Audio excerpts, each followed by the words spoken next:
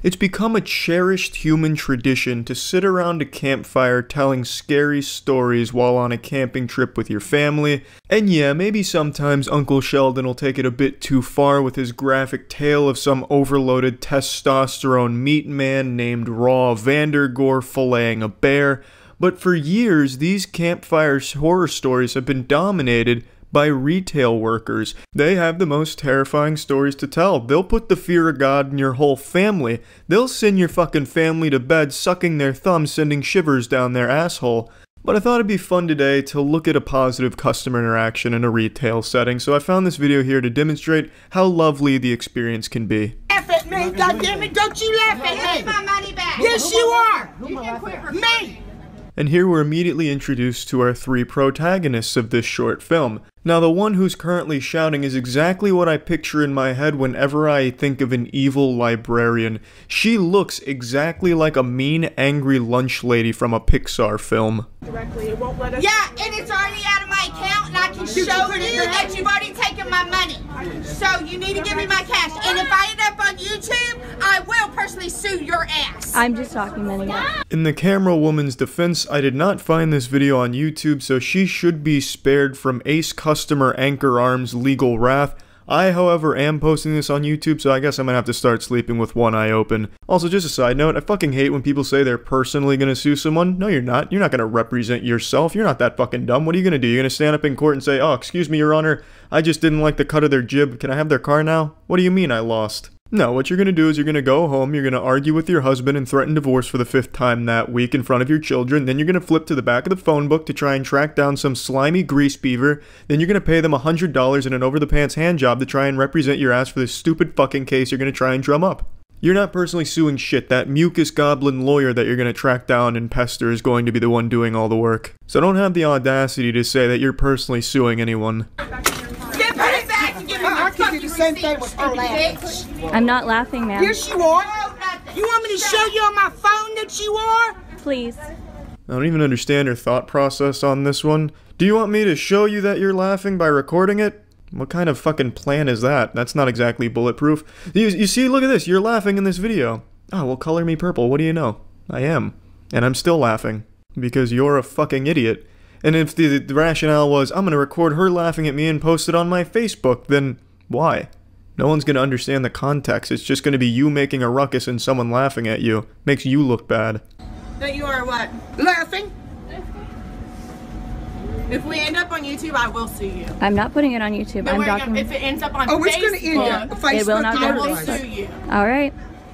I mean, yeah, that makes sense. That plot development was pretty easy to predict from a mile away. Just taking one look at her, you could guess that she would be the kind of person to immediately threaten suing someone. So now our brave camera woman is coming under fire again. That's 2 potential lawsuits here. I mean, it's fucking raining lawsuits up in this one. They're just tossing lawsuits like they're baseballs at a dunk tank at a carnival. However, once again, the camera woman is safe because I did not find this video on Facebook either. They're 0 for 2 right now. If they were smart, they would have made a blanket statement. If this video ends up online, I'm suing your ass. Then I'd be fucked. I'd be up Shit's Creek without my ass crack. I wouldn't legally be allowed to watch this video. It'd have to be ending up on the dark web for me to find it. If they made that statement and it still ended up online and I saw it, I'd have the fucking Special Ops Navy SEALs busting through my windows right now to arrest me. Obviously, I'm kidding. No matter what incoherent babble they could have mustered up to drivel out of their mouths here, nothing they could have said would have given them any legal ground to stand on to sue anyone at all in this situation. That is perfectly fine. Yeah, because you can't record if you don't want to be recorded. And let me tell you, my attorney, I love you. That's kind of a half-hearted attempt at threatening another lawsuit, so I'm still just going to count that one. So she's at 3 potential lawsuits here, which is a pretty impressive statistic given that it's only been like a minute. Also, just to clear up a common misconception, you are allowed to film in public, contrary to what assholes like these would tell you. It's 100% legal, even on private property like a retail store, unless it is openly and clearly defined and stated by the established retail place or whatever location you're at that you're not allowed to film. You're allowed to film. And this happened at a Sears. Sears would have everything shy of fucking cocaine and heroin on their shelves if it meant getting people in their store. I'm pretty goddamn sure they don't have a sign saying you can't film. Don't laugh at me. I'm not. I hope everyone gets your fucking job. Okay. Y'all need to. Okay. And I'm calling Sears too. Okay. I don't care what you have. Find you another job. What's your point? What's your point? You need to shut your damn mouth and stay out of it. I It's your have best kids bet. too. Yeah, you do have kids, and it seems that they're very well-adjusted adults judging by this video here. Shoutouts to the red-haired girl that's now filming this from her perspective. Surely that's going to look good on her Facebook. Hey, hashtag super strong woman standing up for herself at a Sears against the evil corporation. What the fuck are you thinking here? No one on your Facebook, no matter how close they are to you, is going to see this and take your side. You got your fucking pugilistic mother over there threatening to go over the counter and beat snot out of the employees here. And you have the woman next to you shouting up a storm too. Also, you're shouting in front of your kid while carrying another kid. You don't look good. No one is going to take your side, and I see this so much. The person who's in the wrong starts filming because they're so delusional that they think that they're in the right. It's disgusting. It's fucking sick. Should get you another job. A better job. Than being Clark at $10 an hour. You're screaming. It hurts my ear. I'm sorry. Did you get your money? Bye. You can quit recording me before I knock it out of your fucking hand. Bye. Knock it out of her hand. Yikes, what a scary hollow threat on the way out. Honestly though, it's refreshing to see good parenting like this. What an example to set for your children. Hey, if you're unhappy with something, get as loud as you possibly can and start threatening the shit out of people. Throw a fucking embarrassing tantrum. It'll work. Unless of course it doesn't. But yeah, the point of me showing you this video is to show you it's not all bad when you work in retail. Sometimes you'll get enjoyable experiences like this with a family as pleasant as them. Actually, I don't even know if they're family. I don't know if they're even related. Maybe they were just three strangers feeding off each other's energy. I couldn't tell you. But again, the point is, the customer's always right. No, I'm just fucking yanking your nipples on that one. The customers 9 times out of 10 are fucking assholes like this. There was once a period in time before erections were invented. There was also a period in time before televisions had hundreds of channels. And when I was growing up, my television only had 100 channels, and the majority of them were static because you were accidentally picking up some fucking alien transmissions through the tube TV antenna. And during this time, there was a hobby known as channel surfing. I'm sure that's a dead art now, because now when you have friends come over and shit and you don't know what to do, well, you can pop back, play some games with your gamer bros, and give each other Dorito enemas and all that cool shit. But back then, what you would do is you would surf the channels looking for shit to watch.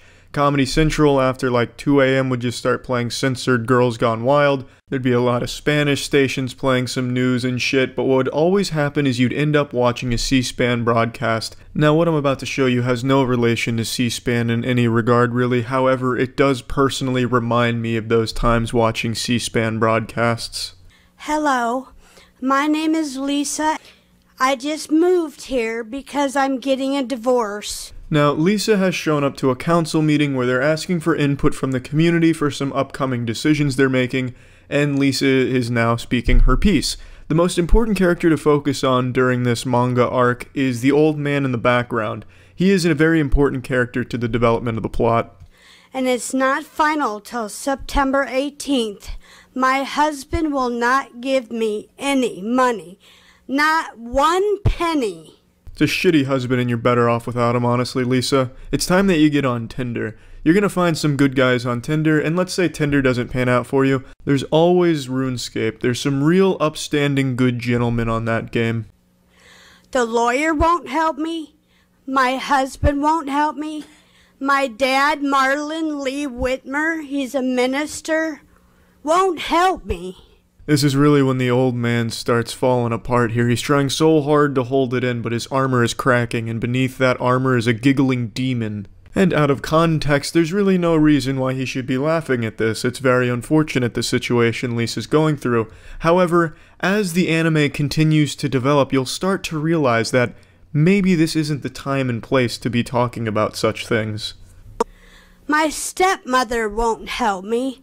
My mother passed away 7 years ago, and my dad and Annie Hockhausen, they wrote at Vera French that they both are my parents. Annie is my stepmom. Lisa is fucking coming for scalps here. She's name-dropping all of them, putting them on blast. I wouldn't be surprised if she pointed to a DJ booth and said, kick that shit, and then started a diss track on him. I'm not quite sure why I'm here or what I'm doing. Well, I'll be. Butter my nipples. Lisa, that comes as a shock to me. I never got that feeling at all during this fucking Oscars acceptance speech. But there's a reason. My lawyer is Justin Title. I don't know if you've ever heard of him. The Justin Title? No, I can't say I have, Lisa, to be honest with you. For some reason, though, that name Justin Title sounds like a Fortnite player to me. Like, I imagine Lisa walked into the lawyer's office and he's like, just hold on right there, miss. Hits a fucking fat dab and then says, are you ready to get these dubskis in court? I'm moving down to Texas soon to help the children in Texas. I'm a very loving parent. Very, very, very loving parent. I have a 20-year-old daughter. She's going to college at St. Ambrose this fall. She's in Muscatine College right now. Her name's Brianna Elizabeth. Man, that elderly gentleman is trying so hard to keep it together. I feel bad for him because it looks like he just came into the council meeting to catch some hard Z's and just fall asleep through it. But now there's this monkey wrench that's been thrown into his plan, this X Factor, because Lisa's now left the set of Parks and Recreation to come to the council meeting to give a graduation speech, and the old man is just laughing too hard to fall asleep. And she is not helping me because she's 20, she's scared, she doesn't want her parents to separate or divorce.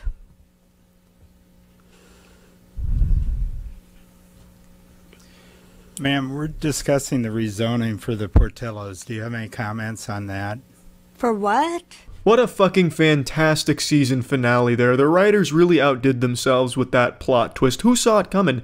Now all of the clues throughout the season make sense.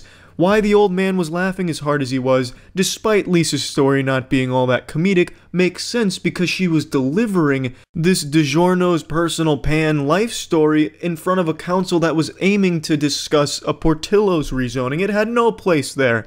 It's absurd. You can't help but giggle about that. It'd be like me going on America's Got Talent and reading excerpts from The Outsider's book. Or rather, it'd be like me dropping trousers, soft dick out, and pissing into a trash can, then calling my dentist to schedule an appointment for my dentist to come take out that trash. That's not what the dentist signed up for. That's not his job. That's not what he was looking for. And neither was this council. They just wanted Portillo's input, but instead, they got Lisa's entire story. We're discussing the rezoning on 53rd for... Well, I live on 63rd. Again, we're here to hear comments about the rezoning. Well, I don't like Facebook, and I don't like the internet because I can't find a job. The library blocked my password.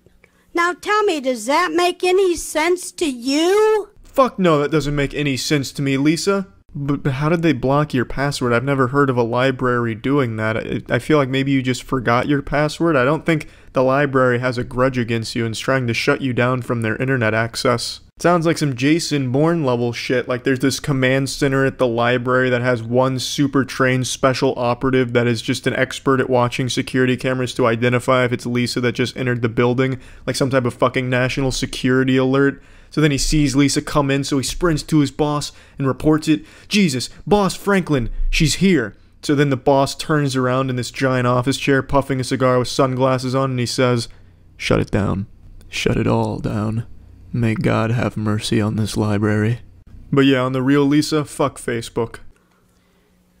Ma'am, we're not here to discuss your personal life. I'm sorry. Do you have any comments about the rezoning? No, sir. Have a good day. Thank you. Next. A peaceful resolution all around, pretty wholesome, honestly. I'm convinced that the council wanted to just let her go as long as possible, and they had this joke ready in their head like, this is for the Portillos, you know, this is going to be a great mic drop, let's time this perfectly. And then they did. Hats off to the council for letting her go and then timing the Portillos mic drop for when they did. The timing couldn't have been any better. See ya. There's a viral video going around on the internet right now that really struck a chord within me, deep within my soul. A video that is about a short man getting very angry and he becomes a massive douchebag asshole. I'm sure most of you have seen this, but from the perspective of a short man, we're a rare breed, so I figured you'd want the unique perspective of a man who's below average male height. I'm 5'6". And one thing I'd like to say about this video before I play it for the few of you that haven't seen it, is this video is so embarrassing on this guy's part that it made me feel tall. Watching this video made me forget that I was short, and I was just laughing at this guy like, this fucking loser must suck being short. And it didn't occur to me until I went to take a shit and I looked at myself in the mirror that I was like, God damn, wait, I'm short too. You're great women, why is that okay? Why is it okay for women to say, oh, you're 5 feet on dating sites? You should be dead? That's okay? Who said that to you here? Nobody.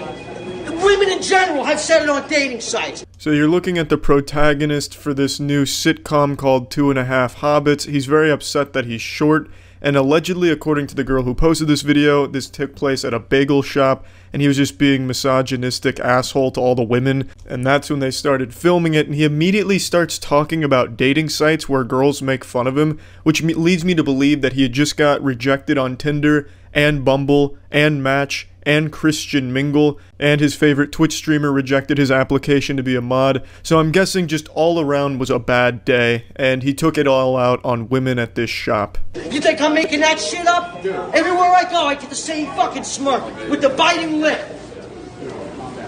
Shut your mouth. You're not God or my father, or my boss.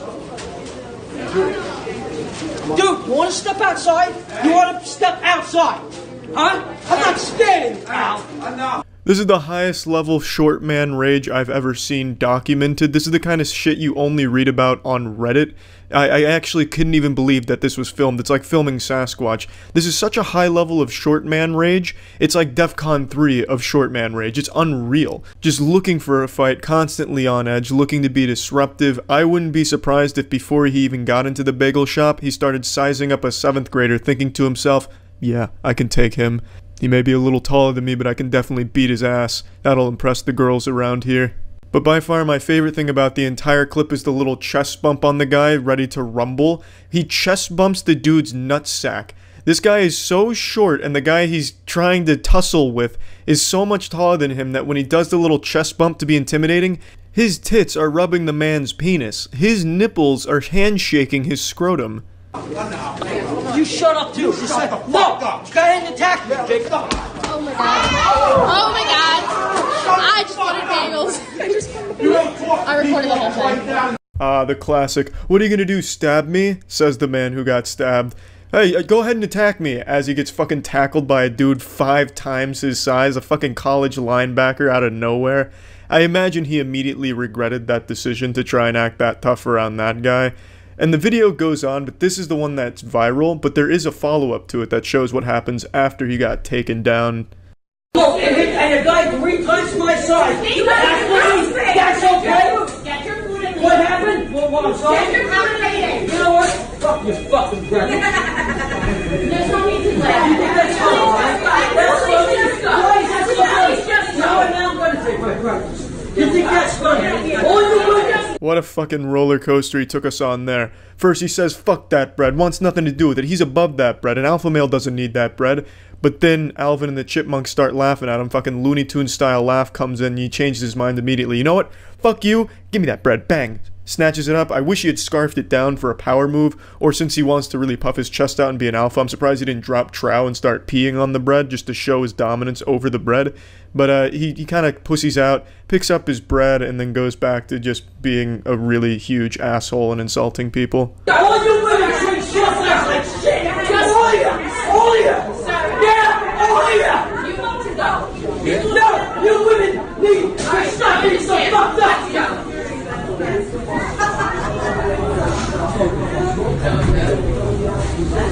He then went home to make a blog post about why nice guys like him don't get the good-looking girls in society, and it's a shame. He is a nice guy, as you can clearly tell, well-adjusted. He seems to have a good head on his very small shoulders, but I think it's really sad the lack of self-control and most likely self-awareness. I guarantee he went home thinking he did nothing wrong and that society was just beating down the short guy again. Now, he says he's 5 feet in the video. I don't know if that was an exaggeration or if he's under 5 feet or above 5 feet and he was just exaggerating on either spectrum. Doesn't really matter. You know, there's nothing you can really do about your height. You can either be an insecure little bitch like this guy and take it out on the world, you know, shaking your fist at the clouds because you're upset that you're so goddamn short and it's unfair, or you can just live with it, fucking deal with it, and don't be such a little pussy. Have fun with it. Make jokes about it, but why act out like this at a fucking bagel shop? No one wants to be around a guy like this. But I mean, yeah, I don't really have a very super unique perspective on it. To be honest, I just kind of wanted to make jokes about this. But it really is sad that my fellow short brethren act out like this, and that's why a lot of people expect short man rage occasionally, you know? There's no reason to be this insecure about something that you just don't have control over. And that's about it. So yeah. Corporations, the most evil word in the English language, second most evil being cockroaches, obviously. When it comes to corporations, how many are as big as Target? Not many. Yeah, that little fucking mom and pop joint down the street that sells used toys and condoms, not nearly as big as Target. So what better place to go to rally the people than Target? Going right into the heart of big business and try and make a dent in it so the man can hear you say loud and clear, enough is enough. What you're about to see is a family of warriors bravely march through a Target spouting some hateful bullshit. There's nothing you can do about cockroaches. Cockroaches are infesting the world. They're pretty much impervious to all weapons as is. We're trying to harvest them for nutrients and super milk, but I guarantee in the end we'll end up being the ones hostages and milked by the cockroaches. But there is something you do about corporations. You can fight them. You can, you know, march through Target with a Bible in one hand and a dick full of dreams in the other. And that's exactly what this family does. Check this out. Attention Target customers! Do not be deceived. Target would have you believe with their Mother's Day displays that they love mothers and children. This is a deception. Nothing makes me believe in a cause quite like a large woman walking around being a public nuisance shouting while wearing a giant tablecloth around her like a fucking toga. This is not love, and they've proven it by opening their bathrooms to perverted men. I've gotta cut her off here. You gotta love how she drags her entire fucking family into this public shaming. These kids will never live this down. If their classmates saw this, they'd be laughingstocks, and the mom would have a legacy across the school as a goddamn psychopath to run away from because she'd steal your juice box and preach to you about why God frowns on it. So I don't like that. If you're gonna be a nutcase, don't drag your family into it. And you can see the son up in front kind of cover his face because he's embarrassed. Obviously, he would be. Now, I have to say, her big complaint here is Target allowing perverted men into their bathrooms. What the fuck do you expect them to do? Have like a bouncer or a TSA lineup there, making sure everyone that goes in isn't a pervert? They like show them porn, skeletal scan them, and if they get hard during the porn, they get kicked out, exiled from Target, and blacklisted from all Targets across the nation. Like, what the fuck do you expect them to do? No bathrooms have high-tech security. No one's getting retinal scanned before using the shitter to make sure that they're not a pervert. That's a fucking weird complaint to have. I'm a mother of 12, and I'm very disgusted by this wicked practice. It really is always the worst people having the most amount of kids. What a fucking shame. That's just so sad. Target does not protect mothers and children. Mothers, get your children out of this store. Mothers, have enough decency to get out of this store. It's a dangerous place. Which is why I brought my children here. She's talking about Target like it's a goddamn active war zone, like they've just entered into a field of anthrax or something. It's just baffling how someone can be so delusional like this. I don't know what happened in the bathrooms that's caused this traumatic experience for her. Maybe she was cheating on her husband there, the husband found out, so now she really has to double down on the lie that it was Target's fault. I don't know. I can't even wrap my head around how she can even justify this type of lunacy, how anyone could. This is not loving. What Target has done is very hateful. It's hateful towards families. It's hateful towards mothers. It's hateful towards children. America, when are you gonna wake up? Every Target I've been into, and trust me, I've been in a lot, that's where I do a lot of my shopping, they all have like background music, but this one's dead silent. I could hear a bumblebee piss into a corner. I don't know if they just got lucky or if they deployed an EMP device before going on this fucking crusade. Because there's just no background noise, so all of these poor customers here are just getting this full experience in full IMAX surround sound. There's no one even talking in the background. It is pure silence like a sensory deprivation tank. When are you going to stand up for the right things, America? Are you going to let the devil rape your children, America? It's time to stand up and have a voice. Instead of bowing to the homosexual perverted agenda that's taking over this nation. Yeah, so this won't come as a surprise. It's a family of crazy religious homophobes. In particular, the husband, it gets extremely upset and starts yelling at people in the store just at the idea that Target welcomes homosexual people in its doors. So that means he's most likely a closeted gay man himself. I bet when this family was leaving, he waved them goodbye, gave his wife a kiss, and then the second they pulled out of the parking lot, he sprinted into the Target bathroom to suck a penis real quick. And I really hope this homophobic shit that they're pulling here didn't rub off on their kids. Like I said, it doesn't seem like they wanted to be there at all. So here's hoping they didn't end up being homophobic losers like their parents. I guess we'd know by now. It's kind of an old video, so these kids probably would have led their own crusade through Target. And I haven't seen any video of that, so there's still hope that they didn't follow in their families' just fucking awful footsteps. You need to run and flee this place. I wouldn't spend a penny of my money here. This is wicked. This is confusion. This is twisted. She's treating it like it's a fucking bomb threat that got called into Target. Everyone needs to get the fuck out of here quick. The longer you stay, the more likely you are to become homosexual. As if homosexuality was contagious and Target's the one spreading it. This is abominable in the sight of God. Repent. God's power and wrath is evil. Repent. The judgment of God is coming on this nation and Target. That line is one of the best lines I've ever heard, ever delivered out in the wild off script. In fact, you probably couldn't even script something like this.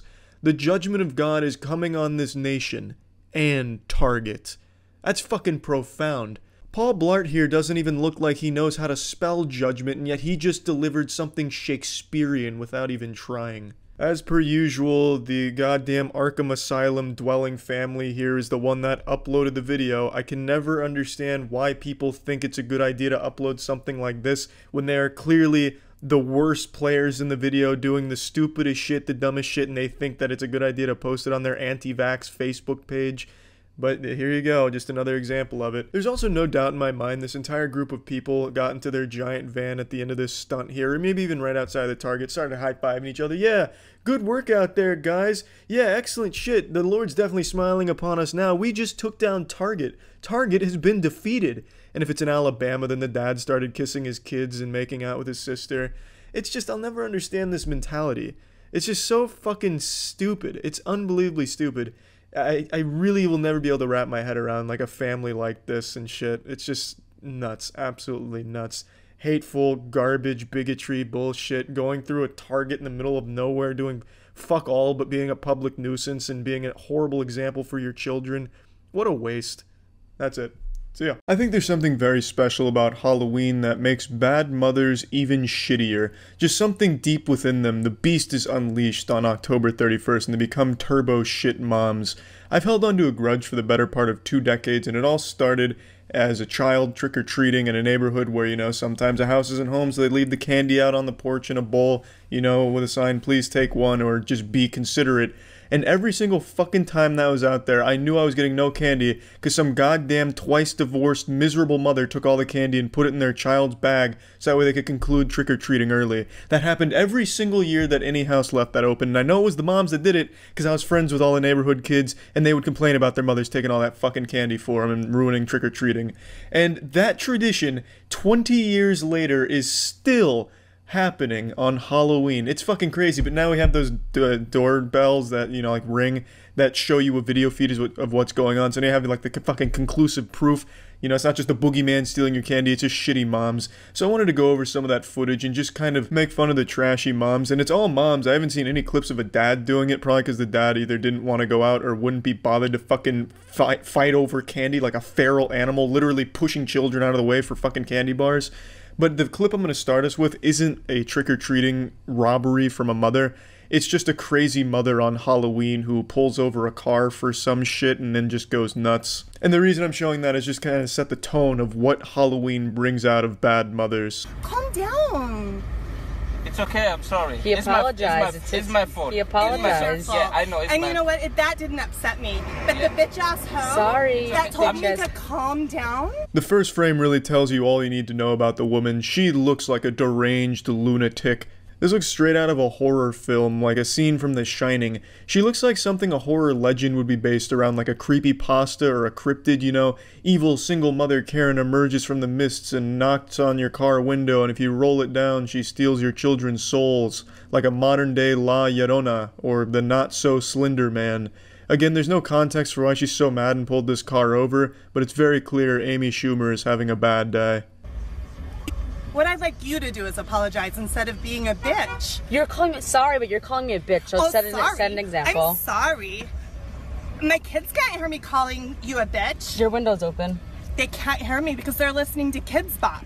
This could actually serve as a really good advertisement for Kids Bop. Kids Bop is so good you won't hear your mother being a piece of shit to total strangers right next to the car. It really doesn't matter what the situation was that caused this. Even if she was totally justified in being mad, she lost any chance of anyone being on her side, and now she's the biggest asshole here for making this car pull over and escalating it to this level in front of her children.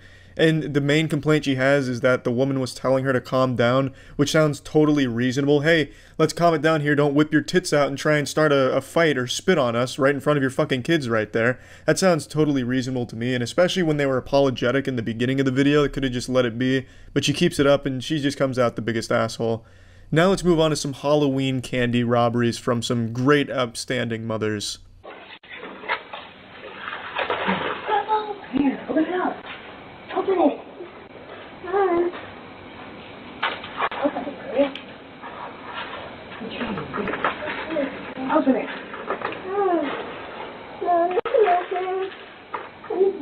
I'll take it off. Oh yeah, baby, jackpot. That's a big haul tonight, Jill. You got 99 cents worth of candy going into those bags. Perfect. Shit parenting in action, baby. There it is. There's always an assumed risk when you leave candy out like this. Yes, a kid's gonna take more than you'd like them to, an excessive amount, but you never expect a parent to get down and dirty in the trenches stealing candy. And stealing is a word I'm definitely using loosely here, because you're not fucking stealing it. This isn't some grand heist, no GTA shit here. It's just you're taking candy from everyone else in the neighborhood, so when they go to that house, they'll be disappointed there's no candy left, and you're making your children's trick-or-treating experience far shorter just because you want to get this shit over with faster. I think that's the main reason adults do this. I don't think they're just that hungry for candy or that willing to just exploit people at every turn. I think it's just, I don't want to be trick-or-treating with my kid. Let me fill up their bags as quick as possible so we say it's time to go home. Which sucks.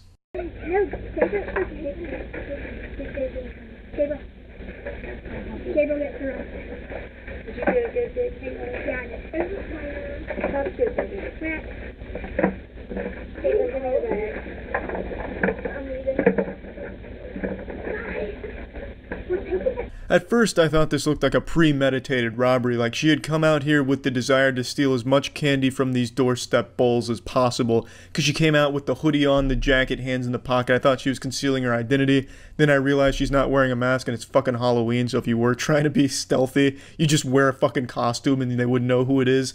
So there's no shame. She's just out here literally taking candy from babies. There's another really good video from this Halloween yesterday where it's a mother and the daughter. They go up to a house and the mother just starts taking all the candy and putting it in the bag, and the whole time the daughter's saying, "You took too much." The daughter very clearly doesn't feel great about the mom taking all the candy, but the mom's just, you know, shut the fuck up.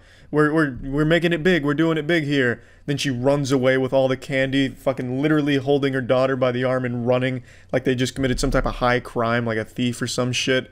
I guess she was trying to live like an action movie fantasy by taking, you know, diamonds or something. I don't know, but it's just fucking 2-cent pieces of candy. I can't show you the clip because the people that uploaded it sold it to one of those organizations that copyright strike and try and like sue people that use the video without having contacted them for licensing rights first. This will be the last clip I showcase bad mothers for Halloween with. As you can see, the Lola Bunny cosplay there, or Playboy Bunny, I don't exactly know what look that's going for there, is raiding these chocolate bars right now. I guess she thought it was chewing tobacco, so she's really going hard on collecting all these like Pokemon. And by the time she's done, there's none left. There were 3 fucking full boxes of candy bar, and you bet your ass none of them survived her wrath. What a sweet mother and a real princess. I'm sure all of you know I love a good public freakout, and there's no better stage for a freakout than Walmart. Some hero on Twitter today sent me this video that features a woman that must have just finished snorting bath salts in the Walmart bathroom and goes around preaching the good word of Jesus Christ in a way that I feel he would approve of. Pretty motherfucker. Really? I'm just trying to help you. I'm sorry, but I don't need your help. Yes, you do, motherfucker. I really enjoy the way she says motherfucker. She sounds like a Canadian trying to be polite about it, but still wanting to get the motherfucker word out there. You do need my help, sir. Can't you see that, you son of a bitch? Could you please just let me check out my groceries? Fuck you, I'm trying to help you, motherfucker. It's like in SpongeBob when he gets to rock bottom. I can't understand your accent. Instead of the she's substituting that with the word motherfucker. So she's tossing that shit around a lot, which I think is great because she's got a very firm grasp on that word. I really like the way she articulates it. And she also freestyles her pronunciation of it towards the middle of this video as well, which is nice. So she plays around with it. But I'll go ahead and address the elephant in the asshole here. She's very clearly on drugs. You can tell by the lip smacking and constantly licking of her lips and then sticking her chin out like the Crimson Chin for some reason. She's acting like she's eating some invisible cotton candy. That lip smacking and all that, that's a sign of methamphetamine. I've seen it a couple times in the real world, and of course live PD as well has made me an expert. Wow, this is... You gotta ask Jesus Christ. I don't have to do anything. We're all sinners. Okay. He's not gonna force you to do it. You're sinning right now. No, I'm not, motherfucker. You fucking accuser. Get the fuck out of here, you fucking accuser. You motherfucking accuser. God, just look at that face right there. That's the face of a warrior, a god warrior. She's about to challenge his ass to a duel, and the loser's gonna be shopping at the Walmart in the Shadow Realm. Now, I'll be honest, I haven't read the Bible in a long time, so I don't know if doing meth in a Walmart bathroom is technically a sin. I don't think meth was invented back in Jesus' time, so it's not expressly in the 10 Commandments nor the Bible, I would wager a guess. So, taking that into consideration, I could see why she would think our protagonist with the camera here was being a bit accusatory. And I'm really glad that he's pointing some fucking fingers, because that sends her into an ultra mega meltdown. Get the fuck out of here! Wow. You motherfucking accuser! Accuser of the fucking brethren, you motherfucker! Excuse me. Yes, ma'am. Can I ask you what's going on? Did you see that shift from 100 to 0 like that? She turns that switch off, going from screaming and shouting and queefing about the brethren and calling this man an accuser, talking about wizards at Hogwarts or some shit, to, yes ma'am, did you need something? Well, what's the problem? I'm pissed because he won't repent. Okay.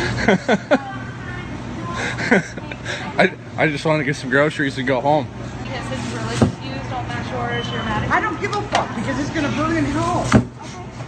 Good morning. And you are too, bitch. If you don't have Jesus Christ as your savior, you're gonna be down there fucking with them. Yeah, that truce was short-lived, a little temporary respectfulness, and then she's going right back to talking about him going to hell, and then calls this woman a bitch who's going to hell because she doesn't have Jesus in her heart. But she doesn't know that. Maybe Jesus is in that woman's heart. She didn't take a moment to properly digest the situation and deduce whether or not Jesus was there or not. Far be it for me to make this accusation. I don't want to be labeled an accuser, but I just don't think this woman is a real ambassador for Jesus Christ. I just don't think she's doing the job properly. I don't think she knows what she's doing. She might not be qualified. There, I said it. Screaming in holy fucking terror of fucking fire and brimstone. Do you fucking get it? Yeah, totally understand. But I can't have you yelling and spewing profanities at other people that are in the store. Well, fuck you then. I mean... Answer my fucking question. Fuck you, don't call me ma'am. Who the fuck told you what my title is, motherfucker? It's around this point that she starts to transform the motherfuckers, going from a very strict motherfucker to a much more relaxed and casual motherfucker. Shut the fuck up! Okay, can you call please? Alright. Motherfucker! You can't leave? That's why I'm doing this. Ma'am, this is my job. I'm not sensing out. She tosses around the word motherfucker more than Samuel L. Jackson, but I'm a little confused here because she says that what she's doing is her job. I'm curious to know who's paying her to go to Walmart's to start saying, motherfucker, you're gonna burn in hell if you don't repent. I just don't think that kind of job really exists. Plus, what are they supposed to do in the middle of Walmart? Just break down into tears, rip off their clothes, and piss on the floor or something to prove that they're repenting? Like, what? How, in her mind, how is this supposed to go? You're begging them to repent and saying they're going to burn in hell if they don't, but what are they supposed to do? You didn't give them a tutorial. You didn't teach them the proper ways of doing it. You know, you're just not very good at this job, if it is such a thing. I mean, I tell you, you snort 1 pound of meth in a Walmart bathroom and all of a sudden you think you're an expert on all things Jesus Christ related. Ma'am. You're in my personal space, bitch! You're in my personal space. Get out of my fucking personal space! You came over to me, motherfucker! I didn't come over to you! Move yourself from the Fuck you! Ma'am. Shut the fuck up! You all better repent! Because the kingdom of heaven is at hand! Now she's sounding like Rita from Power Rangers right before supersizing the villain. To be fair, I think she's got a great voice if she wanted to get into like some death metal screaming and such. I think she could have a career there, but I just don't think this position she's working with is going to pan out too well for her. Fuck you! I never brushed my fucking teeth! Don't you fucking know that? Don't you know that by now? Aha, the truth comes out. I knew it from the get-go. I said this sounds like a woman that doesn't brush her teeth, and she admitted to it right in front of all of Walmart and God. But I don't know why she doesn't brush her teeth. I don't see what the fuck the point of that is. It's not like it's unholy or against the Bible to brush your teeth. You know, you can still have Jesus Christ in your heart and have some clean teeth, some good dental hygiene. Get the fuck out of here, I told you! I don't give a shit! They're gonna fucking... I don't give a shit! You can lock me up in a fucking prison, life without fucking parole, and I'll be better off than any one of you motherfuckers! Amen, sister.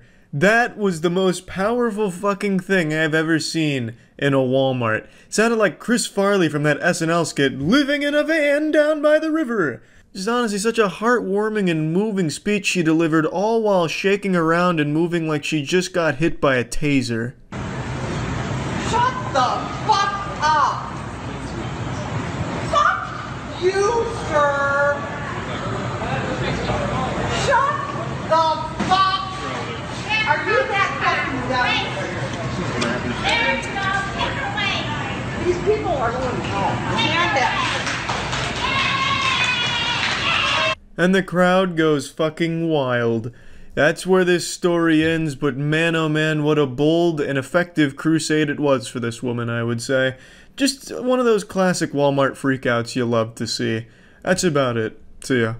I had an itch, and the only way to scratch it was to find a nice new public freakout. This one's a little special. It comes from one of those gate attendants that work the gates at those high-class areas where a guard comes out and say, hey, who you see in here? Who do you know? Do you want to buy crack? Okay, and then they let you through. Yeah, this lady here you're about to see has that position, and she's going on like a fucking power trip. She's going full-on Paul Blart, looking to dispense some justice, and the only way she knows how, through bad acting and whining on a telephone. Car, and now he's videotaping me. Because this is unlawful. Ma'am, he's running me over. No, I'm not. Ma'am, hurry, please, hurry. Yeah, she's a real thespian, and I have to commend her for her method acting. She even pretends to run away from the vehicle, even though the 911 operator can't see that. She starts backing away from the car, looking all panicked, and then she gets into like a defensive position, like she's trying to stop a fast break in basketball. She really gets into the performance to sell the narrative, even though she didn't need to. She could have just voice acted the performance, but she takes it the extra mile.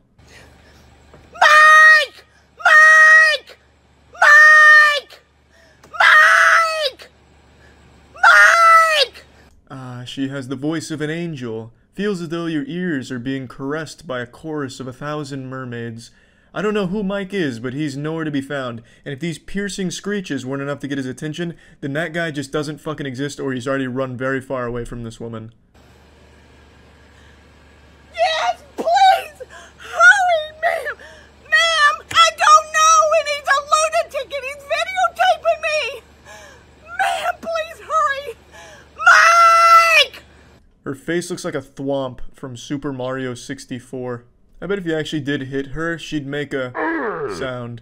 I decided to look into this one because who knows, maybe it was possible she did actually get hit by this car before they started filming. I mean, if I got hit by a car, I'd probably start going crazy too and start screaming for Mike or some shit, but I probably wouldn't be blocking the car that just hit me. I'd probably want to get the fuck away from it. I'd be afraid of it at that point, because if they've already hit me once, what's going to stop them from doing it again, especially if I'm acting like a huge asshole. But anyway, the story is, the guy filming this pulled into an area he didn't mean to be in, so then he pulled around to leave through this gate, and this lady here, Judine, was the gate attendant, and she's stopping him and going on this crazy power trip. I've never seen a Judine, I've never even heard the name Judine before, but this looks about right for Judine, and this just really seems like some straight up Judine behavior. You're in trouble. How so? You're going to jail. How so? You're hurting me! How? You just ran over! Ma'am, please, hurry! He just ran over, and he's still moving! Please, ma'am!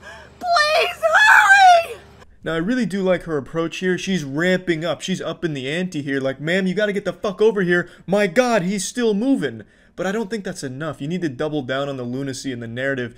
Ma'am, hurry up. He's still moving. Jesus Christ, is that a bazooka in the backseat? Holy shit, he's getting it out. My God, it's shooting sharks.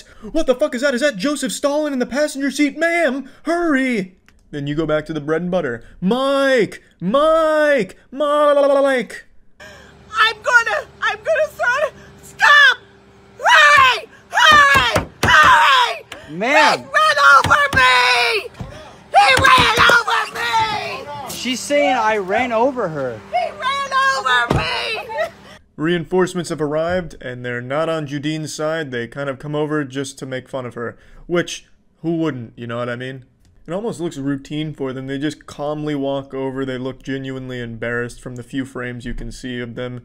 And it just seems like a common occurrence with Judine. Oh, shit.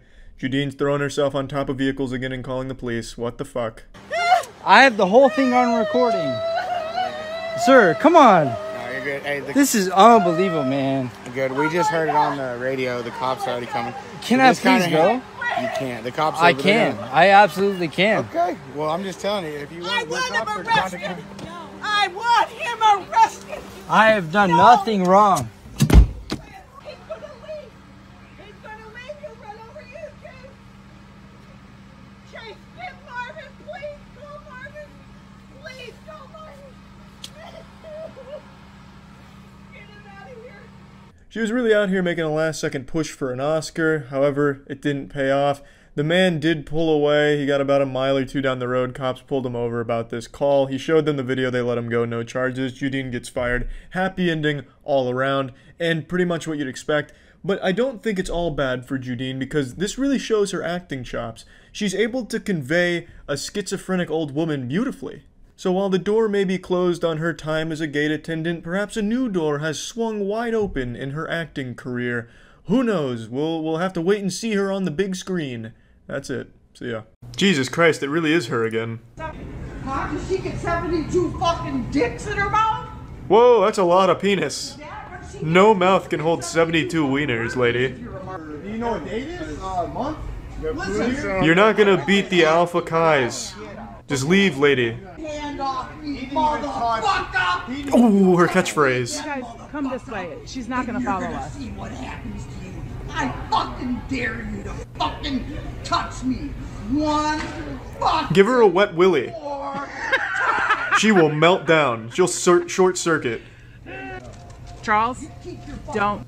Ooh, that's a strong name, Charles. You're born for greatness. Kiss her. Confuse her. Touch her, Charles. Poke her in the stomach. We want. Look at this. Look at this right here. You've been recorded the whole time. She looks like an extra on The Walking Dead. Like one of the zombies that you see in the background. Did she live in Walmart?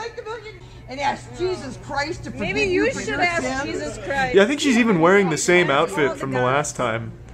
She has one set of clothes and she lives in the dumpster at Walmart. Thank you, sir. We appreciate. Yeah. This was the first sighting of her. This is when she first, like, came into the public eye. She's like the missing link between Homo sapiens and Sasquatch. You know what I mean? Like, you know how science is always debating, like, how the fuck are we related? How can the Sasquatch exist, you know, finding Bigfoot? She's that missing link. You're supposed to pick up everything. Nope, 4 bags. Yeah.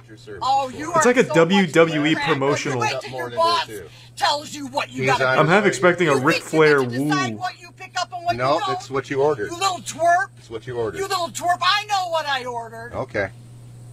And you're gonna pay. Okay. Yeah. At the WrestleMania SmackDown 1999. You like your job? Because you ain't gonna have it past today, baby. Ooh, it's a crank window. That's a power move. He's fucking cranking it in front of her. I like that. Imagine you take a shit in front of him. I will say, though, this is a different outfit. So clearly she owns more than one. So we're getting more character development. I'm not, because it's all on video. Thank you, Jesus Christ, for videos. Yeah! Woo! Esports! YouTube! I love motion pictures. Is it worth getting in an I told you what you were supposed to do. She's boiling over. A, B, C, D, E, F, G. Okay. Like a damn child. All right. And you can't even follow instructions. Why don't you go back How to your old are you? Why don't you go back to Baba baby, Baba baby. Oh, now I understand you. Oh, now I get it. Fuck, why didn't you just say that from the get-go? Now you sound sane. She's gonna start, like, doing the worm or something. Jump in front of this car. Hell won't accept her. Yeah, like Constantine, heaven doesn't want her, hell won't accept her. So they've condemned her to Walmarts and empty roads. And you go to a customer's garbage cans and they got 5 bags, then you charge them for 1 extra. But you got enough common sense to pick the sucker up. This guy ain't got no common sense. Who's she talking to? Is there an audience? Is this a theatrical performance? Oh god. We're reaching the climax. Move over, Joaquin Phoenix. What the fuck?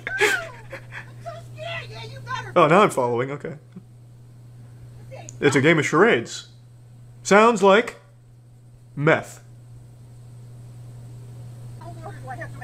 Damn, she's fucking busting a move. What was that? Was she hitting the woe? Whipping and nay-naying? Yeah, she challenged. It's her fault. She challenged him. She was talking mad shit before this. No, Willard, don't let her say those things about your mother. Oh. It's a good thing I'm not fragile. It's a good thing he's not kicking. You cannot import the endangered species. You cannot bring them to. This'll teach you to talk shit about my mid-gameplay. I may be in silver, but I box like a plat. No, we do not. Oh, yeah, baby. Oh, fuck yeah, take him down. Now he's learning strategy. Take down the man with the leash. What does he eat? Well, he has a very human flesh. Oh yeah, fucking pounding his chest like King Kong. Keep attacking the handler, then you'll be free. Good boy, Will. No one can stop you, and don't let her sexually harass you like that. Make coats out. Irene. Oh!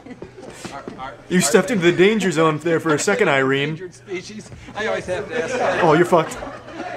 You can see why now. That leather jacket won't protect you now. You can see why now. Get him with some capoeira. Like dominoes, baby. His technique is nuts. Rags the kangaroo attacks Marty the monster. Why is Marty the monster taunting Rags? About to rip his head off. Poked him in the eyes. Oh, you're so fucked, Marty. He's got him in a blood choke. It's just... Somebody get Big Bird out here. We're about to lose one. Damn, that grip is tight. He is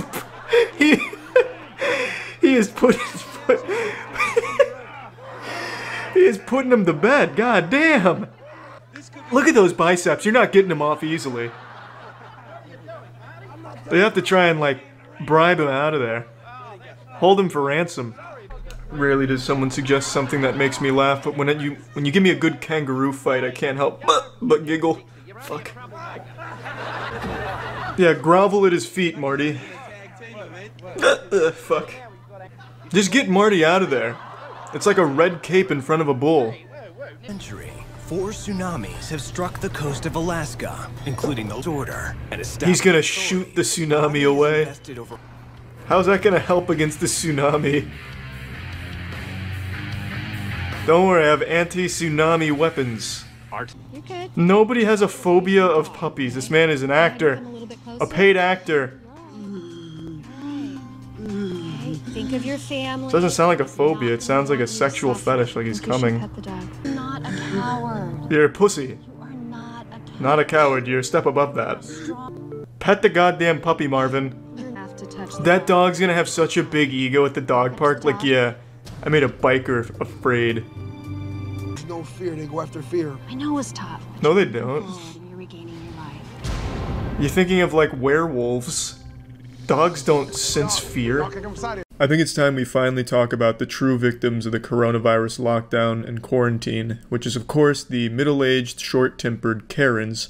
These brave women have been trapped at home for the last month with no one to complain to except their anti-vax Facebook groups, no one to yell at besides their husbands, no managers that they can speak to. They have all of this rage bottled up inside of them, but nowhere public to melt down and let it all out in a nuclear explosion of screeching and screaming and threatening lawsuits. But the good news is things are opening up again, which means the Karens now can go back out into society and make it a worse place. So please join me on this adventure. I'll be your host. I'll be like fucking David Attenborough here, and let's observe the Karens going back to their natural habitats after their hibernation. Fuck you! Ah, wonderful. A chain-smoking middle-aged woman with her siren song, such an angelic melody, true mastery over her divine vocal cords, able to deliver this banshee's wail, fuck you. No, it's not enough! Park your car. No! Like, what the hell? You better get the fuck away from me. Fuck you! We have a car. The wild Karen's sharp instincts kick in, hearing the sound of potential danger. She feels as though the essential oils in the backseat of her car are threatened by a potential predator, so she lashes out blindly, hoping that the guttural shouts and puffing of her feathers will be enough to scare away the enemy. Yeah, this is a roadway over here, ma'am. Can you please move? Everyone better stop fucking yelling at me right now, as I'm not fucking moving. Can you please move your car? Thank you! She didn't mean that thank you. That wasn't sincere at all. I'm starting to get the feeling that she's just not a very pleasant person to be around. I don't listen to you either, Shield. Listen, you short fucking piece of shit. Now you've gone too far, lady. Out here looking like the substitute teacher at Hogwarts for the Defense Against the Dark Arts course. Fucking scary looking loud lady. Fucking hanging out in this drive-thru looking straight out of a 1970s newspaper comic strip. Truly rude from this woman here. This woman looks like menopause. She looks like if menopause was a person. Okay? Grow some, Oh god, she called me a short fucking piece of shit. grow some fucking balls, baby. Grow some fucking balls. Shut the fuck up indeed. We're No, blocking traffic I'm over not here. moving. Talk all the fuck you want, all you fucking Hawaiians. The white lady's fucking crazy. You can talk all the fuck that you want, you fucking motherfucker. Okay, that's enough. No, it's not enough. It is not. Unfortunately, that's where the video ends, but I don't think her anger stopped there. As you could hear, she was still screaming, still going in really hard. I half expected her to take a baseball bat to her own car just out of the confusion from the anger, just hurt itself in the confusion. It is truly baffling how someone can get this upset and have so little shame to just do it in public like this, and I think that's what makes Karens so special. They don't have that level of shame or self-awareness, so they keep going out and embarrassing themselves. And since they've been locked up for a month, they have a month's worth of embarrassment to catch up on, so they're really kind of speedrunning that because there's been so many of these things going on. I'll show you a few of them. Let's keep going. People here that's enjoying themselves, okay? This is what we're gonna do. We're gonna do the last part. Now what are you doing? Now what are you doing? Hey, sweetheart, there's kids here. There's kids here. This one was actually one of the saddest ones and most embarrassing in my opinion. This is a Karen that's been heckling a group of street performers that are performing for these people that are just now leaving their house for the first time in a month, just to give them something else to think about and entertain them. And Karen said, well, I can't imagine anyone having fun. I'm pretty miserable. Everyone should be miserable. She's like Dr. Zalost from Courage the Cowardly Dog, very unhappy, so she's shooting her cannonballs of unhappiness at everyone around her. So she just plants herself here. She gives this very incredible Ginyu Force pose here with the double middle fingers. Really bold stuff. There's kids here. There's kids. Oh, you should have some respect, sweetheart. Please. Thank you. Could you please leave? Could you please leave? Please. She refuses to leave. This is a 4-part TikTok video. I didn't even know TikTok had anything other than just shitty lip singing and dancing, so this was kind of an interesting surprise. And I'd like to bring attention to this. I know I'm no major fashion icon myself, but I do have to say I don't understand her sock decision here with the different links. It's like Titus from Final Fantasy X with his pants. She has a sock that goes up to her knee and the other one's an ankle sock. So that right there tells me that she just desperately craves attention, so she's trying her best to be unique and not like the other girls with her fashion by having different lengths of socks, which is kind of sad, but it also fits in line with what she's doing here, making herself the center of attention for no reason and at the cost of everyone else's fun.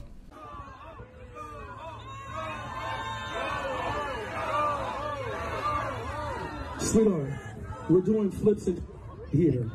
Format. Can you please move over? You were just standing right there. Why would you come right here in our way? Can you move over? Can you please? Can you move over? Can you please move over? Please? Please? Can you please leave? Can you please leave? Spoilers, she doesn't leave. She's made up her decision. She is going to ruin everyone else's day because her day and most of her days are apparently not very good. So she's taking it out on everyone around her. And this persists for a long time. I'm not going to show every part from this very pathetic saga here, but I am going to show a little bit. We'll go to part 2 now. No, you don't have to give her anything. Don't.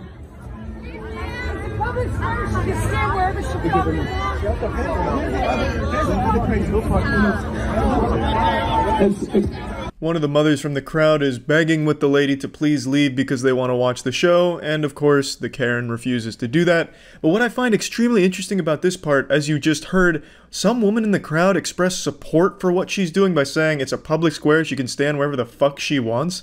I think that is incredible. I will never understand how people can see behavior like what this woman is doing and be like, you know what? I agree with that. She should be allowed to ruin everyone else's day. It's a free country. If I want to ruin everyone else's day because I'm fucking miserable, I can do it. And fuck all of you. I like that the crowd stood up and said fuck off and told that lady to leave and she immediately left. I just have to wonder how. Like, this is huge. Everyone, no matter what, will always have supporters. No matter how heinous and unlikable you are, there's always going to be people that will support you. I don't know if that's uplifting for some people to hear or not, but I think it's depressing. There should be objectively wrong ways of handling things, and this is one of those from this Karen standing here ruining the day, and yet still someone finds a way to support it. Crazy to me. We're going to write this place up. Follow me, fellas. Let's write this place up. Everybody wants the Soul Brothers back. Follow me, fellas.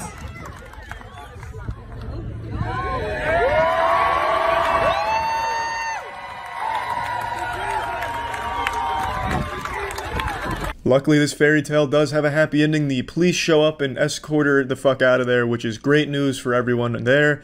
It's pretty wild how long it went on for, though. The police had enough time to walk over there and get her out before she left. That's a long time of just making the atmosphere worse around her. And I know she's going to go home and think that she was in the right. She probably talked about it on Facebook groups about how brave she was. And, you know, everyone clapped when she ruined the performance. Everyone was thrilled with her stand for justice or some shit.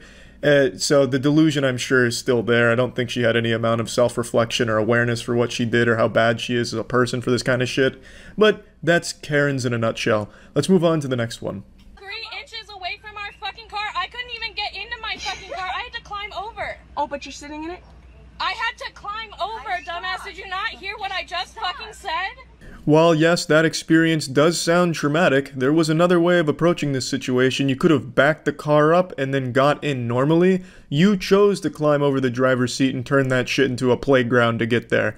Just fucking stop. If you post that, I will sue you, you stupid. Go right ahead. We'll sue you because you can't post someone's face on the internet without permission. I'm gonna go. For some reason, these Karens that spend the majority of their life on Facebook and reading 50 Shades of Grey fanfic still don't seem to understand that you can't sue someone for recording you in a public situation. But I do like the way she phrases that. You can't put someone's face on the internet without their permission. It reminds me of Arthur, where you can't go on the internet and tell lies. It has that same level of innocence to it to a certain degree, but I think it's time they finally get educated on Facebook instead of just believing in these fucking weird conspiracy theories and shit, to understand that yes, it is totally legal to record in public. It's not illegal. They're threatening me. She told me she hopes I get raped by a pitchfork and I'm gonna go to the cops and I need evidence. So what is the problem? They park it. I couldn't get into my car. I had to climb over. And then when we were talking about it, about how close they parked, she came and went, "Oh, you stupid ass bitch, you wanna talk?" Wrong. I told you my boyfriend did not hit your car because you said if my boyfriend hit your car, you were gonna call the cops. Yeah, this shit is devolving into elementary school shit really fast, and the security guard clearly wants nothing to do with it. He leaves like a second after he just says, "Hey, can you guys just handle it?" and he just walks away. Respect to that guy, because who the fuck wants to be in the middle of this? Stop arguing with the stupid fucking whore. If you keep arguing with the fucking whore, they keep arguing with you. If I find that video online, I'm fucking suing you and I'm calling the cops and they're gonna come get your ass. I do appreciate that threat right there from her. You know, that's some Xbox Live shit. My dad works at Bungie and he'll get you banned if you steal my sniper again. It has that same level of energy, so there is a level of intimidation in there. That's pretty much where the video ends. It's just back and forth of just like baby whining, like baby raging at each other. I don't know, it's not even like insulting anymore. It's just kind of like actual whining. But yeah, all over a parking spot. Let's go ahead and move on to the next one. You're the one with the price thing on your car, you dumbass! Fuck you, man! I think there's something about cars that really tap into the primal rage receptors of the Karens, because a lot of the Karen outbursts happen around vehicles, so it's kind of like this catalyst for explosion among the Karens. It's very interesting. It helps channel their aggression and really bring it to the highest level it can be. You impotent piece of shit! I hope your kids get cancer! What are you looking at? She's all over the place now, attacking the spectators. She sounds like Miss Piggy having a fit, throwing a weird little tantrum here. She's speaking as if she's writing this shit on Twitter from behind the computer monitor, but in real life you can't hide behind an anime profile pic, so now she's just got her face attached to this despicable shit.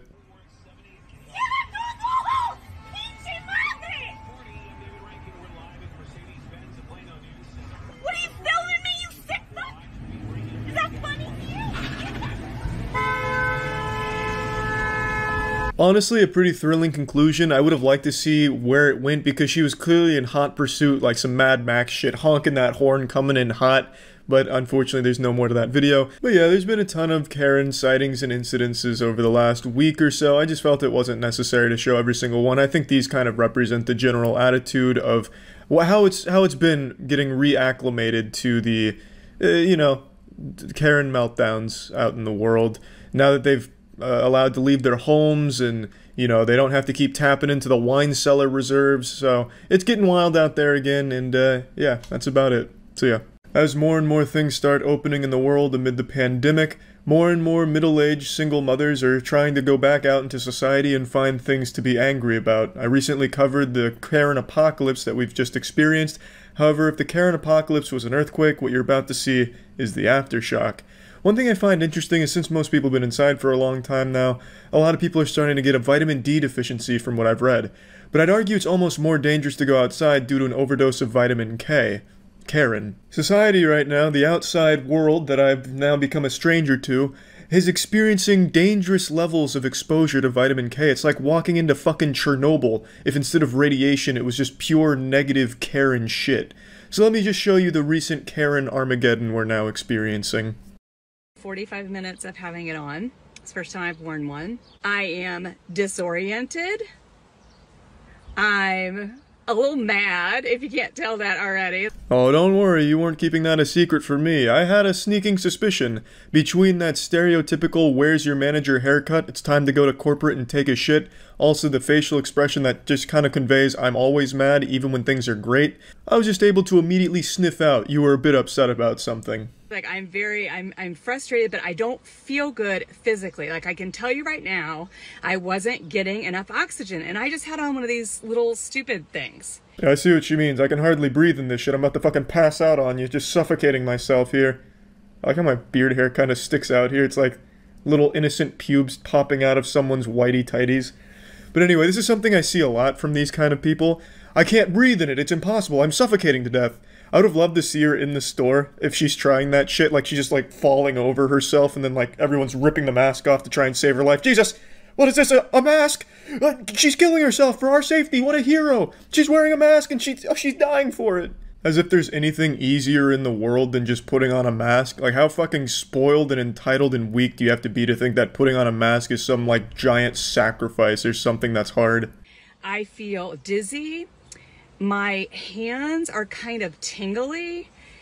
My heart is beating fast, so some of it's an emotional reaction, but some of it's a physical reaction. Now, I'm no doctor, so please take this diagnosis with a grain of salt, but I think what you're experiencing is hyper-screeching withdrawals. The symptoms seem about in line with that. You see, for 2 months, you haven't been able to go out in public and yell and scream at retail workers, so your body's just been a little bit confused, and now that you're out in public again, it's getting tingles, it's getting anxious, it's just its way of responding. I understand the virus is real, okay? I understand the virus is real. Well, that's better than a lot of people on Facebook, so good for her there. But it's also extremely sad that there's actually people that don't think it's real, so you have to clarify that you believe in it, as if there's some type of fucking debate on whether or not it's real. Friends, look at the numbers and tell me why everybody's living in fear. Tell me why we're putting these things on and not being able to breathe. I just want to cry. Like, well, go ahead and cry. I'm not gonna arrest you for it. Let it all out. And as for why people are putting masks on and not being able to breathe, I think that's a problem exclusive only to you. I mean, this may come as a shock, but doctors work like 12-hour days with a mask on the entire time. Nurses too, so they can clearly breathe. The design's fine. No one's suffocating wearing a mask. Just because you soldiered through a brave 45 minutes while getting your gluten-free food at the Whole Foods doesn't mean that you're some expert on masks now. I'm pretty sure you were breathing just fine. I don't know how the fuck you walk around breathing if you're struggling in a mask. You just, like, wide open mouth, just suck all the air in as big as possible? That's all I want to do is cry, because you can't see people's faces. You can't make human connection. We can't hug people. We can't hold their babies. That's kind of a weird thing to point out, right? You can't hold people's babies? Like, what does this woman do? Just go around, like, snatching babies, like, bringing them back to the stork or something? Like, that's not exactly common. You shouldn't be going up to strangers and asking to hold their babies in the first place. Now, if you're around your friends and shit, yeah, I guess not being able to hold their babies might be a common problem. I don't really know. I just feel like that's a strange one to point out. Like, you know, a lot of bad shit's come with the coronavirus, but one thing no one's really talking about, the worst thing is, we can't just hold people's babies anymore. It doesn't make sense. This doesn't make sense, and I'm not okay with it. Nothing about what we're doing is supported by the numbers that are out there. Those of you that know me, like, I am one of the most compassionate, caring people you will ever meet. Whenever someone says something like that, I immediately doubt it. No one that's actually compassionate and caring goes around wearing that like a badge of honor. I'm so humble. In fact, I'm one of the most humble people you'll ever get to know. In fact, I probably care more about all of you people than you people even care about yourselves. That's how good of a person I am, and you should know that. And I'm just letting you know that, just because I am such a good person. You know, that doesn't really rub me the right way. I just doubt that claim. But as she said, she's not okay with it, so I think it's time we cancel the coronavirus. Let's just get rid of the coronavirus now. This lady is clearly not having a good time because of it, and since she's not okay with it, well, we need to change everything.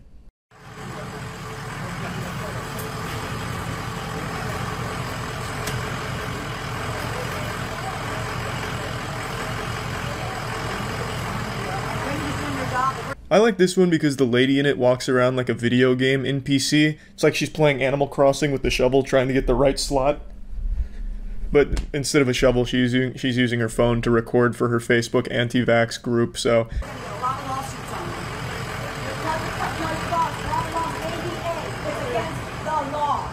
So it's against the law? It's against the law to make you wear a mask. It's against the law. Well, if you say so. I mean, I'm not going to question her. She seems like the law. She's like the embodiment of the law. So whatever she says, yeah, you know, I'm just going to agree with. The ADA tells them that you cannot make people wear a mask. It's not our laws at all. This is just made up by Bill Gates and them, and by you wearing that. Seriously, think about it. You're breathing out your toxic air, and you're breathing in the same air. You're making your lungs, you're killing your antibodies. It's always just impressive how people can get to this point and be like this. To blame Bill Gates, of all people you could have chosen. You could have done something a little cooler, like going after Elon Musk, since he's doing some like weird shit on Twitter. Why not target him? But to go after Bill Gates just seems, I don't know, underwhelming. To make him like this giant Thanos behind the coronavirus. I would have preferred if they chose a different path for their supervillain, but it is what it is. For some reason they've chosen him. And I think the most impressive thing about this one in particular is the lady filming. She was filming because she so firmly believes that she's in the right and doesn't look crazy. And I always think that's just the wildest part. How people can be so disconnected from reality that they think that they're right and justified with their behavior that they'll go so far as to film it for their friends in their little Facebook echo chambers. I just think that's just sad and pretty wild. If there's a cold that comes around in November, you're getting sick. You're making yourself sick. You're making... Breathe. Yeah, you're spitting out too. No, baby, that's not what's going to make you sick. You're alive. Go look on the package, and it will tell you. It will not protect you from COVID-19. You are hurting yourself. Don't stop being lied to. They want to kill all the Mexicans. Do you believe in the COVID? They want to kill all the black people. They want to kill everybody. Watch out what you're being told. You're being lied to. It's actually really hard to keep up with the exposition here. I really don't understand at all what she's talking about or where she's going. But god damn it, she's confident in it and really fucking obnoxious. Do you believe in it? Do I believe with the COVID? I believe there's a virus, but it's not what they say. It's like any other virus. They have 99% cure. 99% cure. So what kind of a virus is that? We all had viruses. We all get colds. You're being lied to. Please do your due diligence. Read, do your research. Don't let the government fool you. That's something I hear a lot from this community. Do your research. It's like flat earthers. Do real research, not like, you know, real research. Do our research. Please read our sources. Please stay on Facebook and read our bullshit. But these people are so ingrained in their beliefs that no matter what, they're never changing. Like in that Flat Earth documentary, there's multiple groups of flat earthers that prove themselves wrong multiple times and still just brush it off like, oh, we must have just done something wrong. Now, the world can't be round because we think it's flat. So all this, everything that proves it's round that we just did ourselves, well, it's wrong. We must have messed up because it's flat. That's the exact same way these people operate. No matter what, they're not going to change what they believe, which sucks because it's just objectively wrong and harmful misinformation that they share between each other. But it is what it is, and at least you get some Karens melting down in public, which is always at least fun to watch from a distance. Be smart, please, for your sake. Because what's happening is she's hurting her antibodies in her body. She's breathing in the toxicity and the carbon monoxide that is going to make her sick. She's not getting enough breath in her lungs, which is going to cause her lungs to weaken. It's all damaging. Look it up for yourself. Go online and look it up. I will. Take my word. Thank you. Okay, thank you, Professor. Have a lovely day going home and then yelling at your husband. Okay, so I need to talk to a manager because I'm not wearing a mask. Okay, understood. Perfect. Just a moment. I'll Go ahead. Go ahehe It's always refreshing to hear that signature catchphrase, I need to speak to a manager. It's refreshing, honestly. I just really, you can always get like a sense of joy when a very irate woman says those words because you already know what's going to follow, and it just never really gets old. Hi, I have a medical condition that I'm not allowed to wear a mask, and I'm not required by HIPAA rules and regulations to disclose that. Being a loudmouth asshole is not a medical condition that prevents a mask. In fact, it should be encouraged so that way you're not just fucking screeching. At least the mask will act like a little muffler, like a fucking silencer on James Bond's gun for your fucking yelling at the retail workers. I also decided to look into it because she publicly talks about herself in this video and puts herself out there, so I looked into it. The medical condition she has does not prevent her from wearing a mask. in any way. And just for the sake of playing by her rules, I won't disclose what the medical condition is, but she talks about it constantly and just has it plastered all over her website. She's also an avid flat earther and considers herself a general truther in all things, as most of these people do. Okay, can we shop for you? So, what does that look like? I have private things I want to get, but maybe I don't want you to shop see. For you, but I can't let you in the store without a mask. Okay, so where's the regulations that state that? The regulations? Yeah. That is company Because you're policy. discriminating against me now. Do you know that? The bombshell. She said she's being discriminated against. Oh, well, now this company needs to close its doors or let her in and let her make her own rules. Now you've gone too far. To discriminate against her? Yep, now you've gone too far. You're going on her blog, mister. You're really done fucked up now. You're discriminating against that me. We can help you. No, because I have private stuff that I don't want you to see. What kind of private stuff could you possibly be buying at a grocery store? What, are you scraping bacon grease off the grills in the back and are embarrassed about it? Are you smuggling plutonium in there or something? What could possibly be a big secret at a grocery store that would be embarrassing? All they fucking carry for the most part is food and vitamins. What, do you want people to not know that you take fish oil pills or something? I don't really get it. It's a lame fucking excuse. These people just look for reasons to stay angry, even when people are offering alternatives to kind of fit into what they're comfortable with in their lunacy.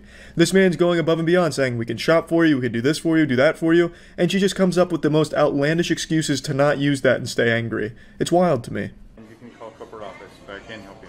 Okay, well, you guys can get a lawsuit because you can't discriminate. I'm trying to help you, but I'm No, not going to you can't. How is that? How's that helping when you're going to do shopping for me? I'm going to give you my bank information. I'm doing the best I can. How do I... Huge kudos to this guy for staying so calm during a Category 5 Karen hurricane, because this shit is so fucking annoying. I don't know how he was able to maintain his cool. Miss, call corporate office. I'm sorry. Okay, I need a card. Do you have a card for them? I sure can. That'd be great. If anybody wants to shop here, you have to have a mask, and here is the policies. I edited out the part where she talks about who she is and also where she is, just for the sake of not having people go harass her. But she talks about the policies, which a company is absolutely entitled to have, and pretty much everywhere requires you to wear a mask. But for some reason, these whiny children just can't put a mask on, which takes literally less than a second. It's genuinely one of the easiest things a human being can possibly do. It takes no effort, it takes no time, and it's not that big of a fucking deal. Just some fucking misbehaving children. You can't tell me what to do. I don't want to do this. I'm gonna throw a fucking temper tantrum and I'm gonna throw my Legos on that side of the room and you can't stop me. Fuck you. I'm putting this on Facebook. But you're pretty chipper. You're pretty chipper. Huh? You're happy? Why not be? Why are you happy? Yeah, buddy. Why are you happy when she's clearly not happy? Because she's unhappy, no one in the world is allowed to be happy. If there was a kid with an ice cream cone and a smile on their face, this woman would go over and slap that shit right out of their hands. And do you know why? It's because she's unhappy. So why the fuck is anyone else allowed to be happy? But yeah, anyway, these are the most recent Karen sightings. I'm sure there's going to be plenty more as the floodgates are starting to open. So stay tuned for more incredible Karen antics out in society. That's about it. So yeah.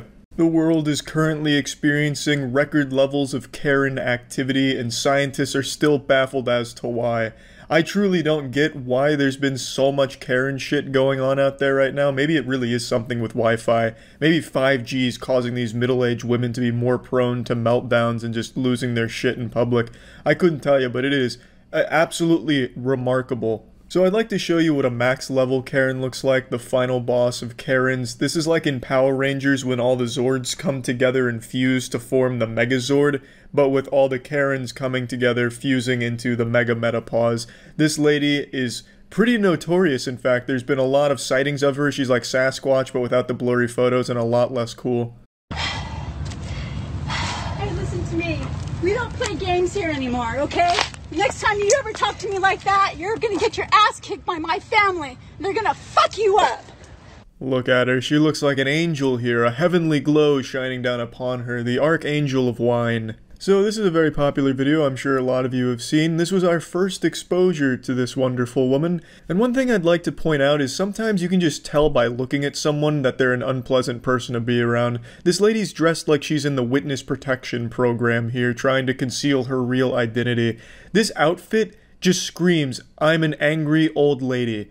What did I do? Right. They're gonna fuck you Why? up. What did I do? Because you are an asshole. Look at the whole stairs to yourself. You had these stairs and that Why don't you go somewhere else where you can go to a gym? This is not just for you.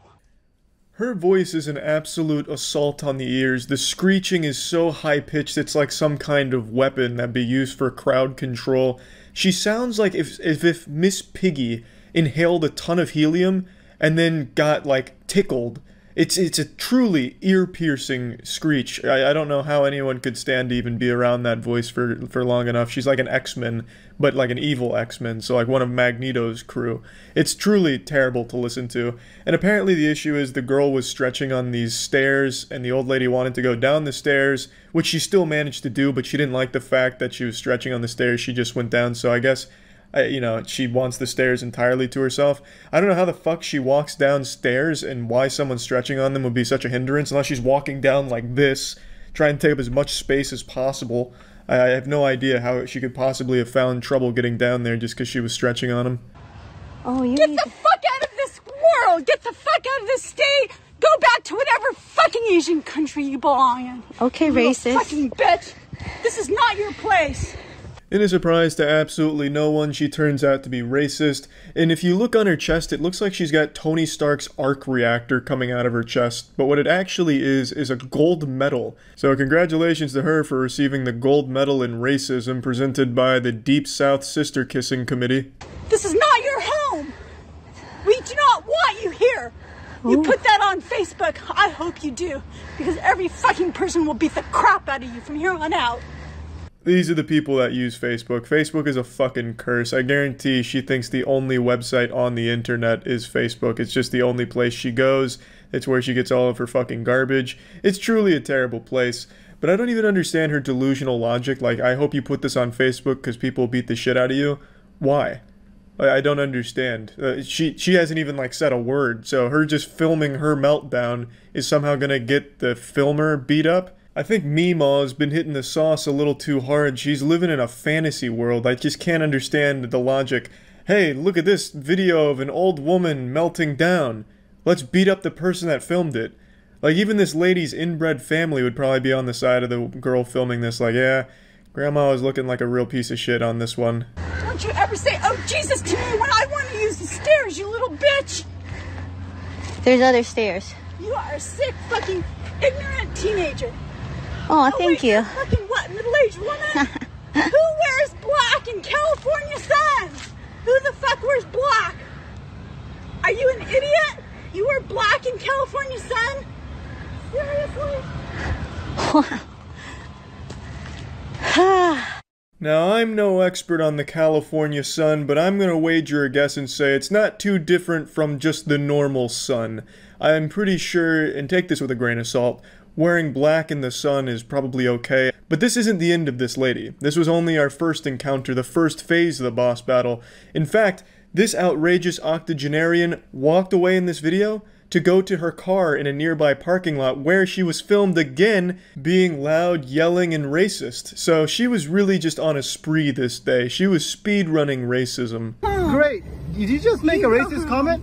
You know what? I am not a racist person. You just made a racist comment. You need to go home.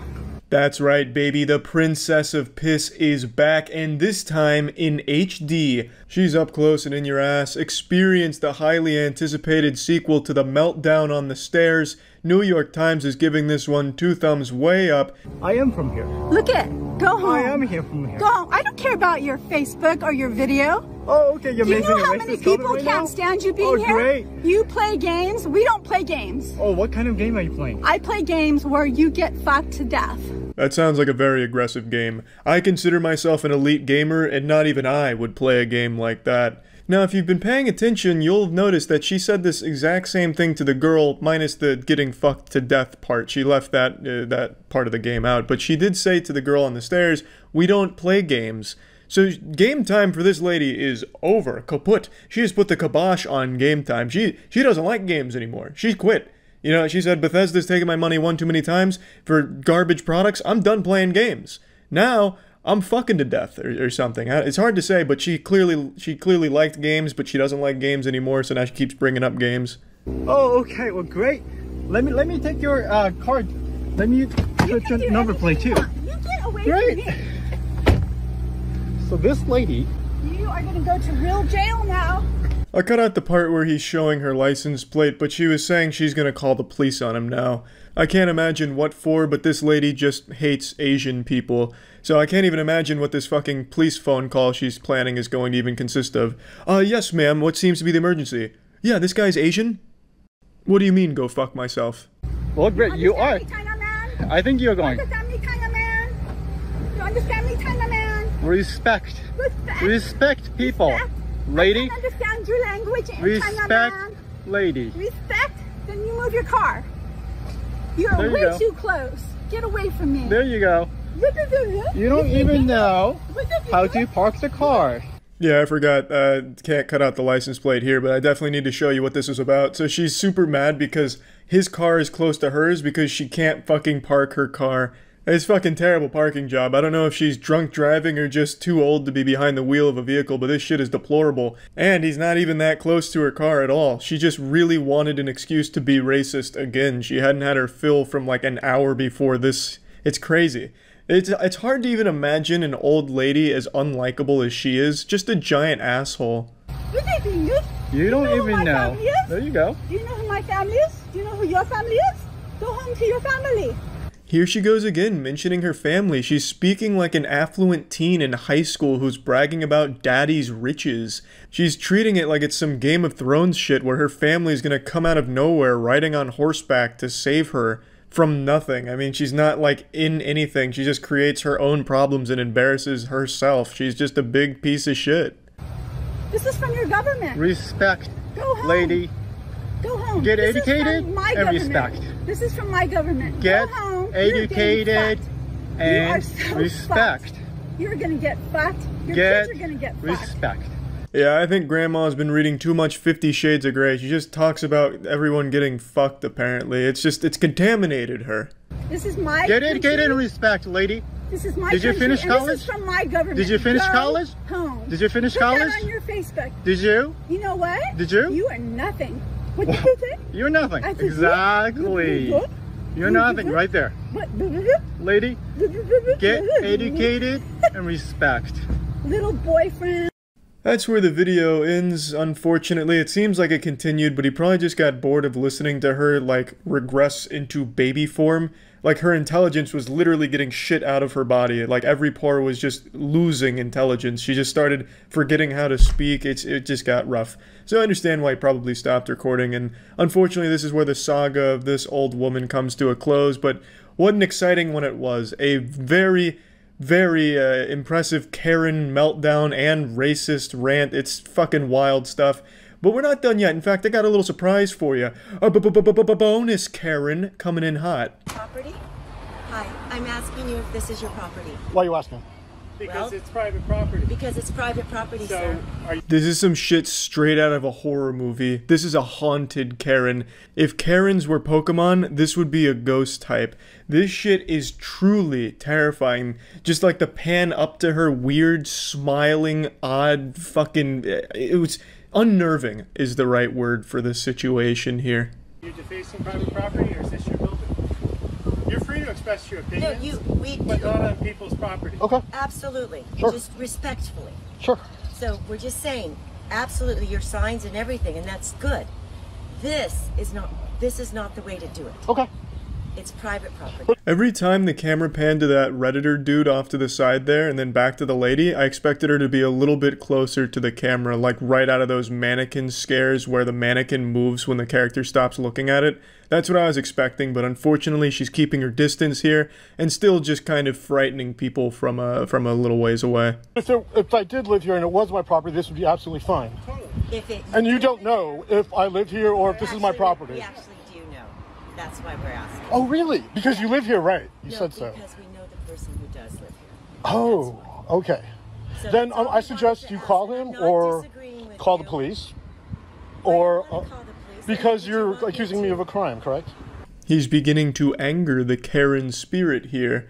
I'll be honest, it's kind of boring after this point because it's just idle conversation here. It's not too great and then they eventually walk away. I just thought this one was especially odd just considering the way it was filmed, it really does feel like it's one of those, you know, Blair Witch type deals here, the way that it's executed. So just thought that'd be a nice little fun bonus Karen round to have in here. It's been another high-octane, action-packed week of Karen activity, reaching an all-time high. If you're checking with the meteorologist, you'll know that there's at least been a 90% chance of a downpour of Karens on any given day this last week, so it's been pretty wild. Pandora's box has been fully opened, and now we're left with the wrath and the chaos of the Karens. I can't help but draw similarities between what's happening right now and what happened in my favorite movie, 1999's The Mummy, when Brendan Fraser and the crew accidentally revive a mummy, and then as a result of this there were plagues that were put upon the world. I feel like something might have happened in this day and age where someone opened a sarcophagus and the only plague that came with that was these Karens. We'll go ahead and start with the most popular Karen sighting this week. This one's actually pretty special and pretty scientifically important, I'd argue. This isn't just some generic Karen, this is actually the guardian spirit of blueberries Karen. She comes out when she feels blueberries are being threatened, and it's someone we've read about in fairy tales, but until now we've never had video evidence that this Karen even exists. This is like finding a video of Bigfoot. I pay taxes, I pay for this park, and I don't like to see people wrecking it. We're not wrecking it. There's literally so many berries everywhere. Oh my god, we're not wrecking it! Oh, there's so many berries out here, there's so many berries! I cannot. Complete twits. You ever get so mad at someone that you just bust a fucking move? This Karen got so upset that she just couldn't help but hit the electric slide part 2 right then and there. I've said it before and it's absolutely true. Karens are just like children with temper tantrums and shit like that. Basically, a Karen is the result of a toddler being Freaky Friday'd into the body of a miserable middle school English teacher. We're twits. You're the one coming up to 2 young girls, getting mad at them for picking you're like 6 years old. 6 years old? Because we wanted to eat some berries. I'm saying, eat all the berries you want, just don't take the bush with you. It's not the bush, it's literally it's a tiny branch of berries.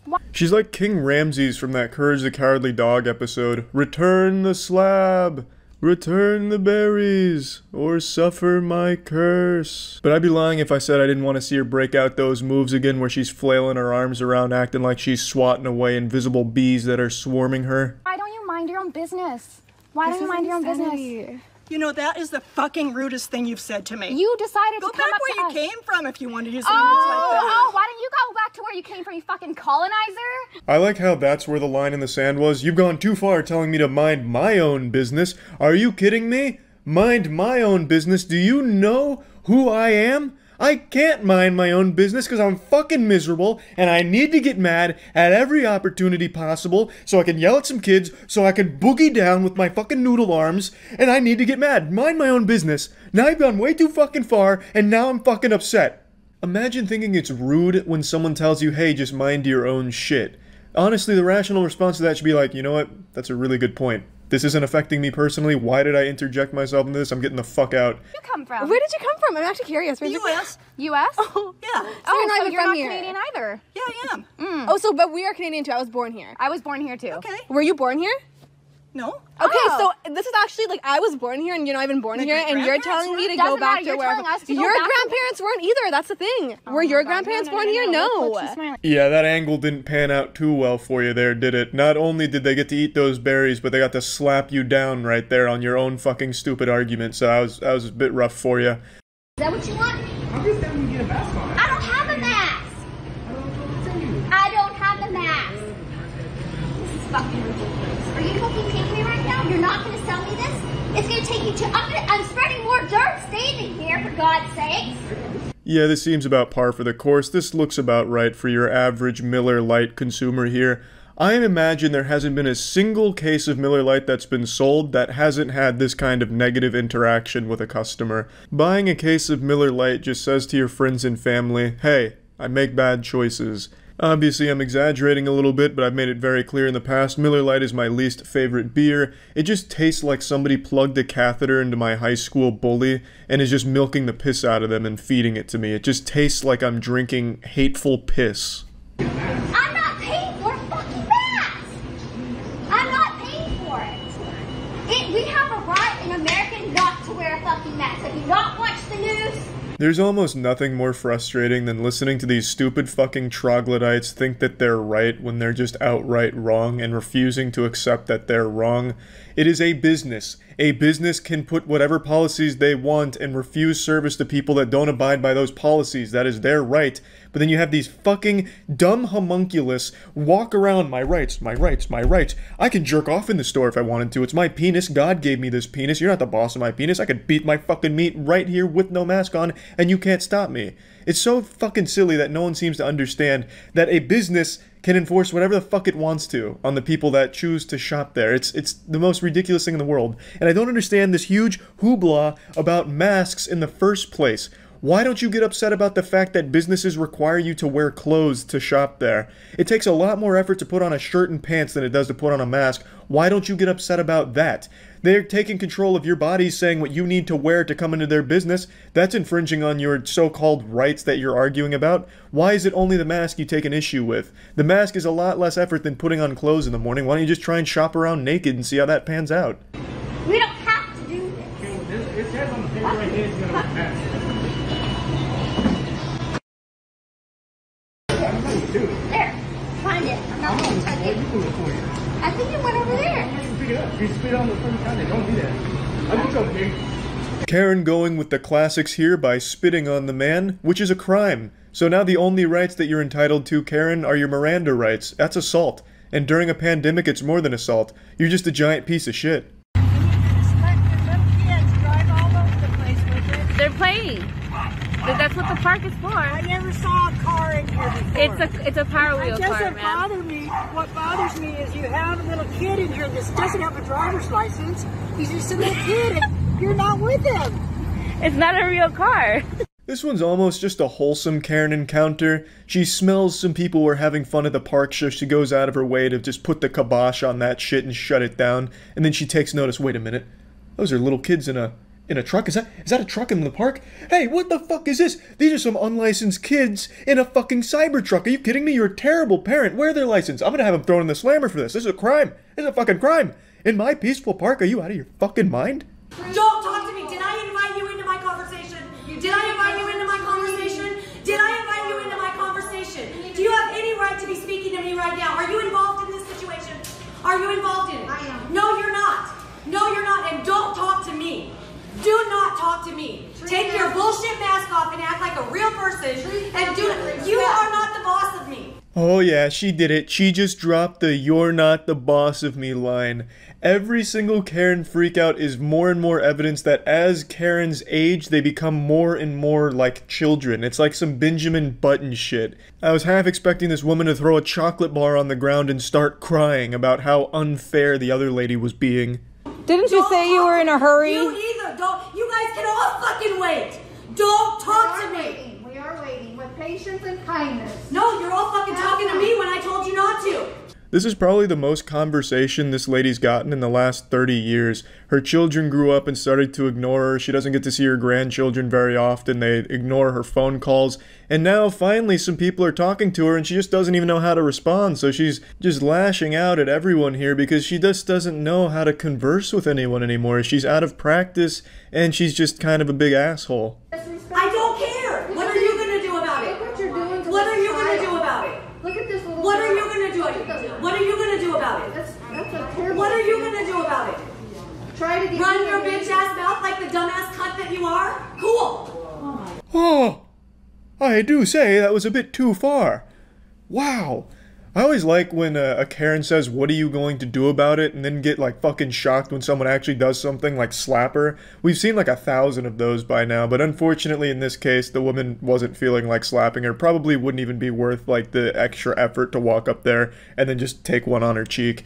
But I always find that to be pretty remarkable because they're constantly egging it on and then play the victim when something does happen. And I have no doubt in my mind, if that lady did swing on her, this one that's making the big huff and puff would have totally abandoned all sense of toughness and just start crying about how she's the victim and calling the police about what just happened.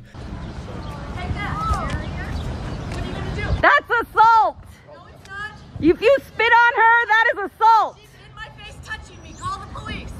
I'm cool with that. Not on her! She's touching me. Yes, it is. You spit on her! There's nothing more cowardly than spitting on somebody, and it's very common right now with Karens. That's really their go-to signature move. their anime finisher is just the old loogie that they pop at someone that they're having a disagreement with. But yeah, these were the biggest Karen clips of this week, and another great week of Karen activity for sure. And I don't think there's any signs of the Karens starting to slow down or become self-aware. For as long as Facebook exists, these Karens will exist. And that's about it. So yeah. When you think of a hero, the first thing that pops in your head is probably like Spider-Man or Iron Man or something. But for me, when I think of a hero, I think of anyone who has to work in retail, food service, reservations, any job where you have to interact with a customer. Those are the real heroes. I have always said and always will say that any job that requires you to interact with customers is an absolute nightmare. Hell on earth. You're constantly experiencing the worst humanity has to offer every single day. Swallowing rusty nails would be less painful. And I think that's something that everyone on this planet can agree on, that rude customers are the lowest of the low. I have more respect for cockroaches than I do some douchebag that's melting down in public, yelling at an employee over something they had no control over in the first place. It is one of my biggest pet peeve. In fact, I'd say it's probably my biggest pet peeve. I hate that shit. And today there was a video that was going pretty viral on TikTok about a guy who posted his own meltdown at GameStop, and it is so embarrassing I couldn't help but just talk about it a little bit today. Let me show you it. Hey, what's going on, man? How you doing? Listen, I'm recording you just because I've had the hardest time returning this. So if you tell me no, I'm gonna go ahead and sue GameStop. I see this shit all the time. If you don't help me fix this problem that is my fault, I'm going to sue the entire company. Well, like, what do you expect them to do? Start groveling like, oh no, please, don't sue the company. Oh no, oh goodness gracious, oh please, anything but that, shaking their fist. I'll do anything to fix it. Oh god, just let me rectify this situation. Like, why do you expect the employee to give a fuck if you sue the company? Why is this GameStop employee all of a sudden gonna try and defend the company, the corporation, like, oh no, you will not. I will not allow you to besmirch the good name of GameStop like this. I will fix your problem immediately, now that you've threatened legal action. Like, they have no say-so in the corporation. You know, this guy isn't John GameStop here. Like, he doesn't care. Who the fuck cares? I just can't wrap my head around this, like, 4-year-old thought process here. If I go after the company, surely the employee is now going to be able to magically fix my issue. It's not their company. They don't care. They're just an employee of it. It's not like they're married to it. It's not, you know, they don't care. They shouldn't care. It just makes no sense to me. But all power to this guy. If you want to sue GameStop and lose all your money in legal fees, please, go right ahead. It'll be a really fun, goofy headline to read. I implore you to sue GameStop. And it's really silly in this case because it's GameStop. It's not exactly a booming corporation. Like, what are you going to sue GameStop for? Their NFTs? Like you really stand to gain nothing out of it anyway? The whole thing is just a fucking disaster, and this guy's an absolute clown. You know, you have nothing to do with this. I just need somebody to tell me no on video so I can go ahead and sue GameStop. A brief moment of self-awareness where he acknowledges that the employee had nothing to do with this situation, but then still continues to make a big scene out of it. Jesus Christ, it's so painful. I'd rather teabag a barrel of plutonium. I'm just trying to get my money back here. I bought the PS5 bundle, and then they made me buy a whole bundle, which isn't even on my receipt. I didn't sign no contract under you guys' policy. It's just unopened things are returnable. They didn't pass you the receipt? Yeah, go ahead. I think you were in here even when I bought it. So yeah, I got pressured into buying a bundle. I didn't even want it. So I got 3 games and the charging case. I kept the controller there. You got pressured into buying a bundle, and now you regret it. What do you mean you got pressured into buying a bundle? What, did the employees throw you against the lockers like it was football hazing? And take the goddamn credit card out of your wallet to make this purchase? What the fuck do you mean you got pressured into buying a PS5? Were you just sitting there trembling like, oh my god, they're talking about a bundle. Fuck, I'm gonna have to do it. Sweat pouring down your face. You like 8 years old? You come in here acting like a big man, but your issue makes it seem like you're just a big baby. Like, what the fuck, man? Jesus. And the whole issue is super stupid anyway, because when you buy a PS5, you get games with it. It's bundled up. And I think the reason, and I could be wrong, this one I'm not 100% sure on, the reason they bundle PS5s with games is to prevent scalping or reselling. So that way you're not just getting like the raw console to like resell for profit. You get games with it as well that drive the value up, so you spent more on like the entire package than you did just the actual hardware. I'm pretty sure it's like anti-scalping measures, though I'm not 100% sure. But when you're buying a PS5, you're never just buying like a raw PS5 anymore. It's always bundled. Well, I get where you're coming from, where you didn't want to buy the bundle, but that's the only way you can get the system. Okay, what do you mean by that? So through GameStop, right now we're only doing bundles for PS5. Is that in writing? I know, so you're gonna just say no, huh? Yeah, I can't take it. So you can't give me the refund for this shit right here? No. Absolutely massive props to the employee here, keeping a level head and just delivering a firm no. I love that. Lays out the facts. The only way you get the system is with a bundle. Not much I can do for you there, champ. You made a decision that you regret, and I can't help you. But stop blaming us. It's your fault. You're dumb, not us. Like, okay. When's your manager working so I can come and fuck with him? Because I'm gonna definitely come fuck with him. It should be tomorrow. Tomorrow? What's his shift? He should be in the morning. All right. And what's his name? I just come and I'm just gonna come fuck shit up. Like I'm telling you, I'm not fucking around. The guy who got pressured into buying a PS5 apparently is gonna come make another big scene to the manager of the GameStop. How embarrassing. And this happens every single time. The customer is the one recording this.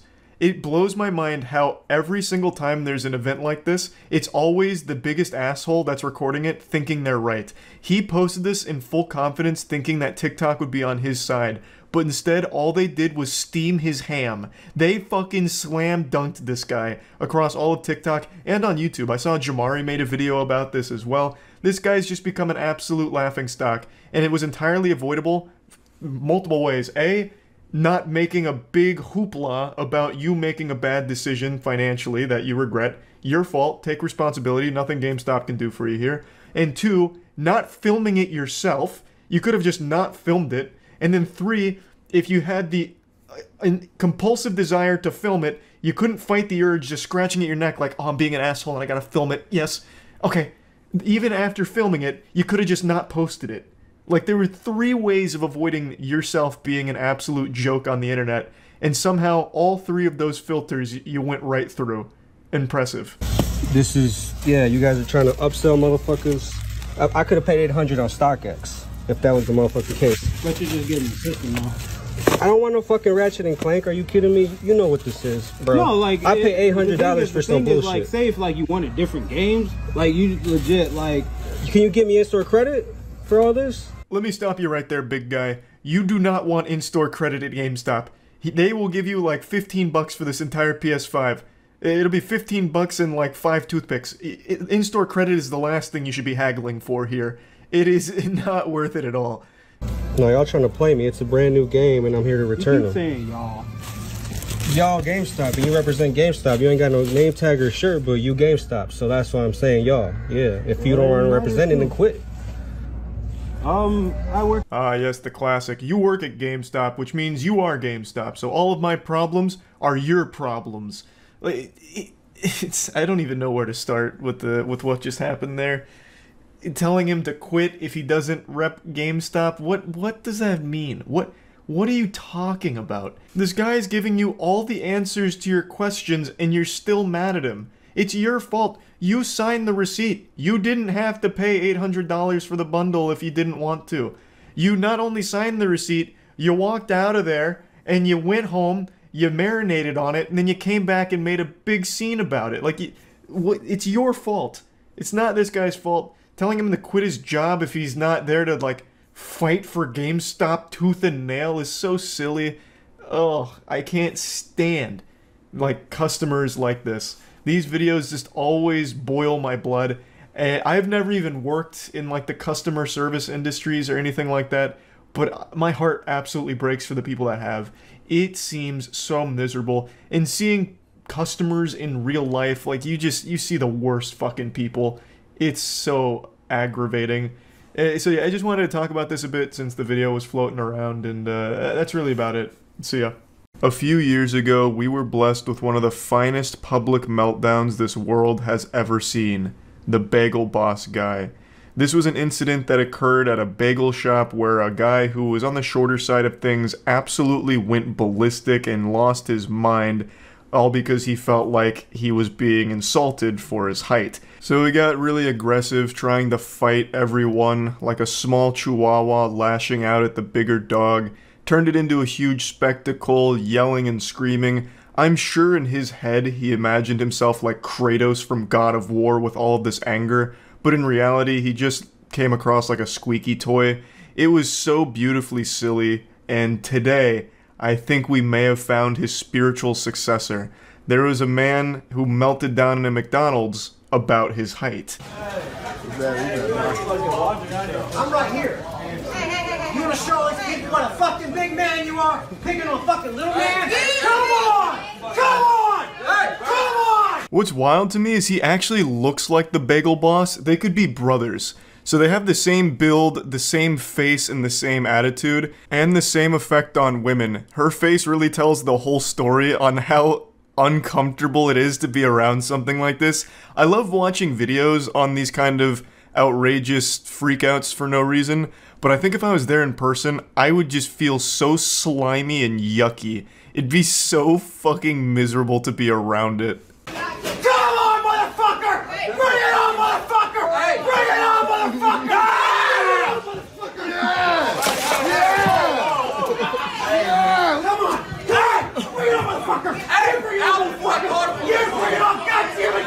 Yeah, bring it on! Fucking later! There is a lot to unpack in that 10-second clip right there. So let's get to the post-fight analysis here and break it down. So after getting into this man's face and yelling point blank at him like it was a Call of Duty lobby on Xbox Live, the guy finally has enough and he starts yelling back, which I think is adorable. That's like something you do to handle a bear. Like if you're trapped and a bear's coming at you and it's hungry and salivating, you just make yourself look big and get real loud. So this guy just yells back at him and then throws him against the wall. And the smaller gentleman here, his brain malfunctions, I guess, so he takes his soda, he throws it on himself, fucking waterboards himself with the Coke, and then throws it on the ground, only to slip on it. So this man just Macaulay Culkin booby-trapped himself, so he slips like it's a banana peel out of Mario Kart, hits the ground really hard, and struggles to get up briefly, and then the fight gets broken up, unfortunately. If you can even call this a fight. This is just such a sad Looney Tunes level event, what happened here. Nothing went right for the instigator here, the smaller guy who's for some reason really upset. Bring your ass out! I'll fucking lay your ass out! You hear me? You hear me? I will lay your ass down! I want to see this altercation from this guy's perspective because he's doing a much better job than the current cameraman. This guy's in like a squatted position getting a really cinematic angle here. He absolutely has some directing experience. So I'd really like to see the video from his phone because the cameraman that we're following right now is terrible. He is missing all of the action. Our cameraman is looking everywhere but where he should be. It's so frustrating. I will lay your ass out! Hey! Do you hear me?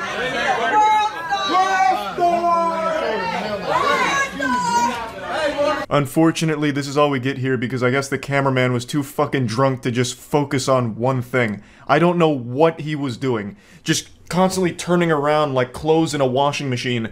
The second the action started, he just blanked out and just got everything that wasn't important. Filming the wall, filming people behind him, looking at the ground, never once getting them in frame again. It's so frustrating. I would really like the other angles here, but I haven't been able to find them yet. It's unfortunate we don't get to see the conclusion, but at least we get to hear some of it. The smaller guy keeps saying, I'm gonna lay your ass out, which I think is a hollow threat. I think the time for intimidation is long past since you just took yourself out. So, like, it's kind of hard to make people afraid of you after that when it comes to fighting. I think he should have just cut his losses, and once they were broken up, maybe just give him, like, a cool one-liner on the way out, like, you're lucky this guy stopped me, or else you'd be in the hospital from me beating your ass mercilessly, and then just leave. But if you keep saying I'm gonna lay your ass out after you actually just ate shit on your own accord, it's just kind of more embarrassing, I would say.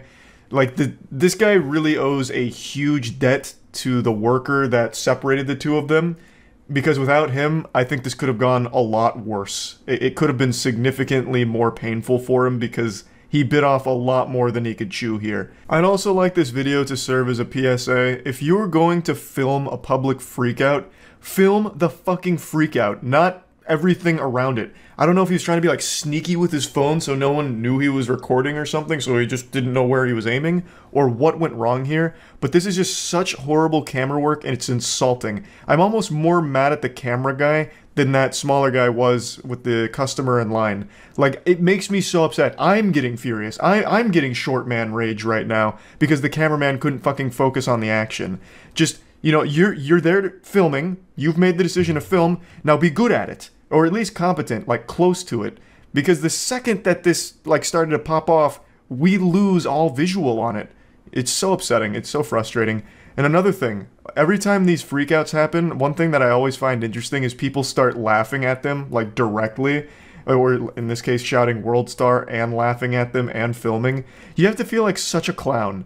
You know, like you're super mad, like you're ready to fight and everyone's laughing at you. It has to be the worst feeling ever and just makes you even more mad. It happens in every freakout video ever, and I can only imagine how much that fuels the rage in like this endless cycle. So, pretty great video overall, a good freakout. It's McDonald's, so you're always guaranteed some great quality freakouts, and yeah, that's really about it. So yeah, you guys know me. I love a good freakout where someone completely fails to control their emotions and makes an absolute fool out of themselves in public. But you know what I love more than that? A good story. But what happens when a good story meets a good public meltdown? You get a piece of art.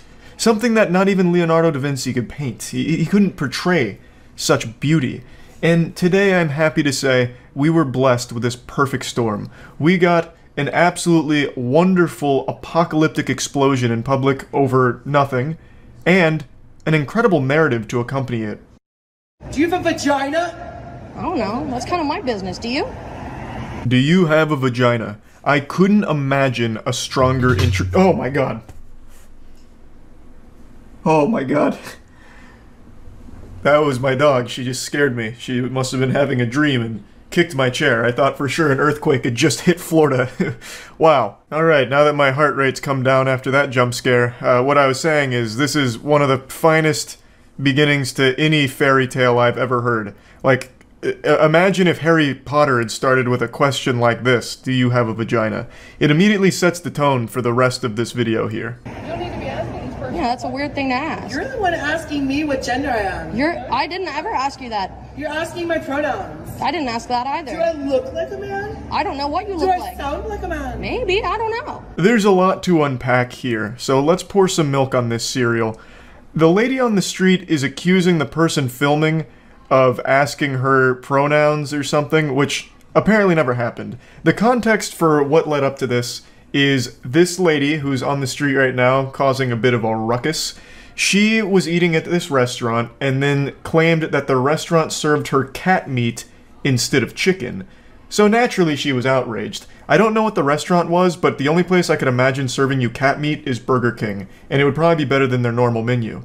So she's upset, thinking that she didn't get the chicken she had rightfully paid for, and she's making a big hoopla about it. Apparently she had threatened to go get assault rifles, which I imagine is implying she'll come shoot up the place. She was also apparently throwing things at the window of the restaurant, which is when this person started filming this freakout. And that's where we're coming in here into the story. So we're already in like Act 2 of this play, but now you know what led up to this moment. I also forgot to mention that shortly before recording, she was allegedly throwing around slurs as well. Now I'd like to focus a bit on when she says, "Do I sound like a man?" Because she does something very interesting here, and I don't know if you caught it. I'll play it again. Do I look like a man? I don't know what you look like. Do I sound like a man? Maybe, I don't know. When she says, "Do I sound like a man?" she does it in a goofy accent that sounds like a Scottish professor. I don't know why. I guess some wires got crossed in her brain or something, or perhaps she really believes that every man sounds like a distinguished Scottish gentleman. But it is such a beautiful, like, flair to her sentence that I couldn't help but point it out. Do I stand like a man? What does a man stand like? Oh, then I guess no. This is my favorite part. Do I stand like a man? And then she strikes this ballet recital pose. She gets into like this wide stance. It looks like she's about to go into an improper deadlift. These kind of reminds me of like when kangaroos flex. You know, when they throw their arms out and you see like all their bicep veins and shit like that? It's the same pose. Yeah, don't mind me. Just a dude posting up, just standing like a man. Because that's how all men stand. I've never seen a human being stand that way, let alone just some guy. I don't know what's going on here. It's like a video game NPC that's starting to malfunction here. Like her animations are getting messed up, so her idle animations all kind of like janky. It's just a wild ride. And I've seen a few people talk about it, and they've said that this may have been like mental illness or something, and it's impossible to know for sure. But I've seen a lot of freakouts. I wouldn't necessarily call myself an expert, but I'm not far off from my degree either in analyzing meltdowns, I'd speculate. So I'll go ahead and pass my professional opinion here. I think that this is probably substance-induced. I've seen a lot of these kind of things, and they all have one thing in common. Typically, some sort of substance leads to an outburst like this. So that's my little armchair analysis here. But again, I don't know for sure, and if it is mental illness related, hopefully she gets the help she needs. But threatening to bring assault rifles to shoot up the place is not acceptable under any circumstance, nor is throwing rocks at the place and throwing around a lot of slurs. Yeah, record me. Are you recording? You sneaky bitch, are you fucking recording me right now? I'm holding my phone. Okay, good. Call 911. They're already on the way. Perfect, so can't wait to talk to the officer. Stop! Stop! Stop! Stop! Stop! Fuck you! Fuck you guys! You've gotta love a happy ending. I want to give massive props to the person filming this. They did an amazing job. The conversation that they engaged on, like that back and forth, seemed like something out of a cartoon. It was so well done. They were able to respond to the lady's wild questions so quickly. Do I stand like a man? Strikes the pose. Well, no, I guess not in that case. You know, just really impressive stuff, and I love this cut from can't wait for the cops to get here to being arrested. Like, you couldn't draw it up any better than that. So, to give a little context what happened here, after the initial, you know, back and forth and the do I stand like a man and her fucking going hog wild on that pose, she left and then came back, but this time was a little more combative. The cops were called, cops arrived, and she was arrested. I don't know exactly what led to the arrest, because typically what would happen in a case like this is the cops just tell her to get out of here, scram, you know, skedaddle. I'm assuming she got very combative with the officers as well. So, pretty rough set of circumstances, but I don't think the person filming did anything wrong. Threatening to shoot up the restaurant and throwing rocks at it, you know, that's definitely grounds to at least, you know, getting the authorities there to say, hey, no, please leave. You know, at the very least. Now, this is where the story wraps up. There's still a few plot holes here that I don't have the answer to. Whether or not the restaurant was actually serving cat meat remains to be seen. I'm sure there will be a thorough investigation after she files her claim on it. I would venture a guess saying that probably not. I think it'd be a lot harder to get cat meat than it would be just to get chicken in the first place. Like, you can find chicken everywhere now. You can fucking find chicken in a dumpster outside. I could throw a rock right now and probably hit a giant chicken breast. It's just so readily available. Whereas cat meat, it seems a little bit harder to source. So, you know, I wasn't there. I didn't taste it. And even if I did, I don't know if I'd be able to identify the taste of cat over chicken. My palate's not that fine-tuned. So we don't know for sure whether or not it was cat or chicken. I'm going to go ahead and throw my hat in here and say it was probably chicken. Thus, I don't think there was any reason for this giant meltdown in the first place. There's so few instances of a justified public freakout where I'm actually rooting for the person going ballistic. Most of the time it's just a minor inconvenience that gets blown way out of proportion by somebody.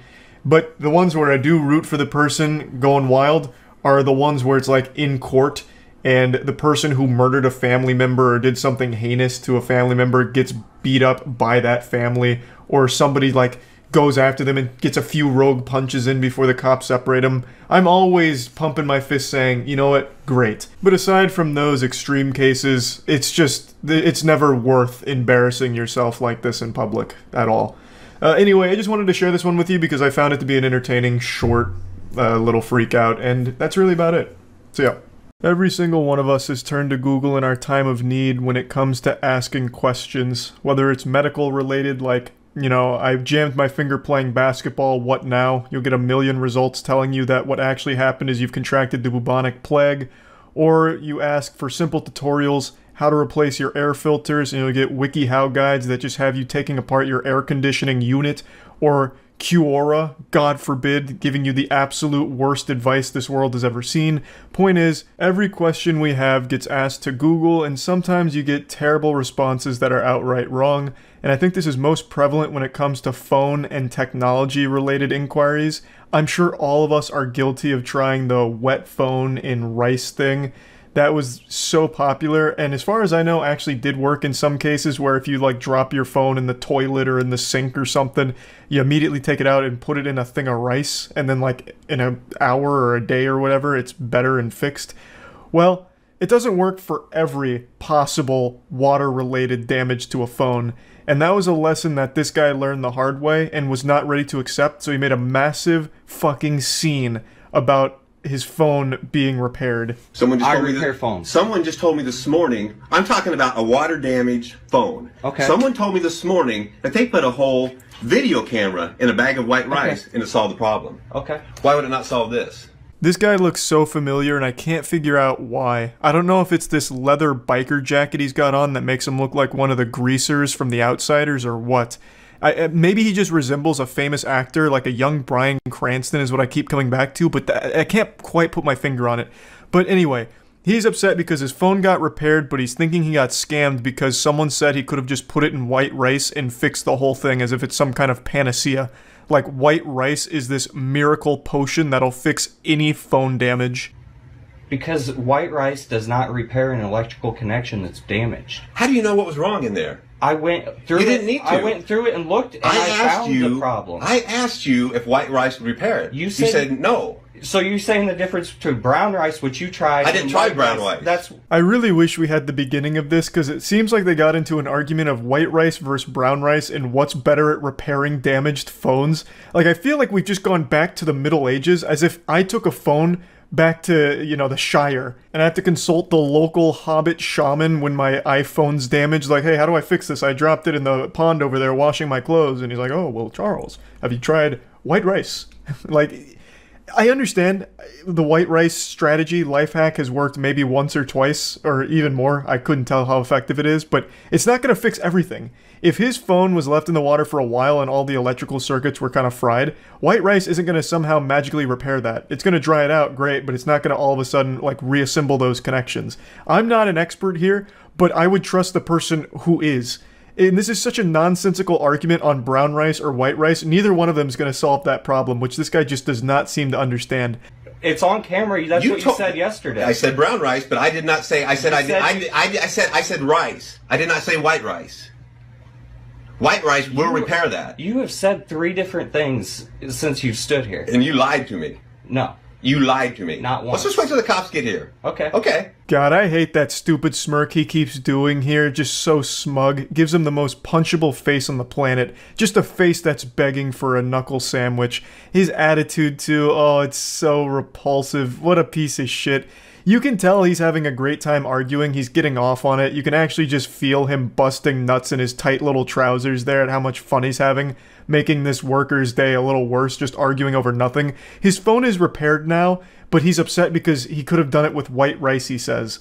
Well then, break your phone again and prove your point. I want you to now go into that employee bathroom, drop it in the toilet, leave it there for a couple minutes, take it out, put it in white rice, and see if it fixes it. And when it doesn't, I'm charging you triple. I'd also love to know his thought process on getting the cops involved. What are they going to do? Sir, what seems to be the problem? This scam artist, this snake oil salesman fixed my phone when I could have just put it in rice. Throw him in the slammer, please. I could take it apart and show you exactly. I don't care what was wrong because all it did was slide in water, sir. You told me flat out white rice will not repair that. Flat out. Exactly. Exactly. It won't. Okay. That's not what I'm hearing. I don't know what this fucking guy thinks white rice is capable of. Does he think they're like little nanobots that go in there and repair electrical devices? Like, I don't get it. I don't know why he thinks white rice is just this all-powerful entity that can fix all phones. I know for a fact he's not talking to people in person about this conundrum. He absolutely consulted his reptilian Facebook group and all of them were talking about white rice and chemtrails. So now he charged this place just to be an asshole here. Like, it's so upsetting to see. He fixed your phone already, man. Leave him alone. If you want to go use white rice and brown rice, or, Jesus Christ, even wild rice if we're talking, you know, magic, then go ahead and do that next time. This guy's such a confusing, stupid asshole as well. He said that the employee lied to him, telling him that rice wouldn't work, which it wouldn't, I imagine. But if you went to this store to get your phone repaired, why would you even ask about rice without trying it yourself? Why would you drive all the way there and then ask them about rice, when apparently all your friends know better than the expert? Why not just try the rice first and see if it worked? And when that didn't work, go to this guy. Why do this first and then come back complaining about, you know, rice was an option? Well, what you hear and what I actually did are two different things. I don't care what you did. Yeah, you. No, I don't. Okay, so what kind of world do you live in where what is actually repaired and what you're told are two different things, and you don't care to know the truth? I do care to know the truth. Okay. You can't handle the truth, you fucking wax statue. This man has told you a million times rice wouldn't work, and you don't know if rice 100% would have. I'm very confident that rice probably wouldn't have, and I don't even know the situation here. So, like, I don't know why he's even having this argument. It's so fucking worthless. He's just here to make a scene because he's got nothing else going on in his life, and he's just one of those people that thrive on controversy, so he's here, and he's just enjoying the misery of this whole situation. I've been told by many people that white rice will do it. Okay.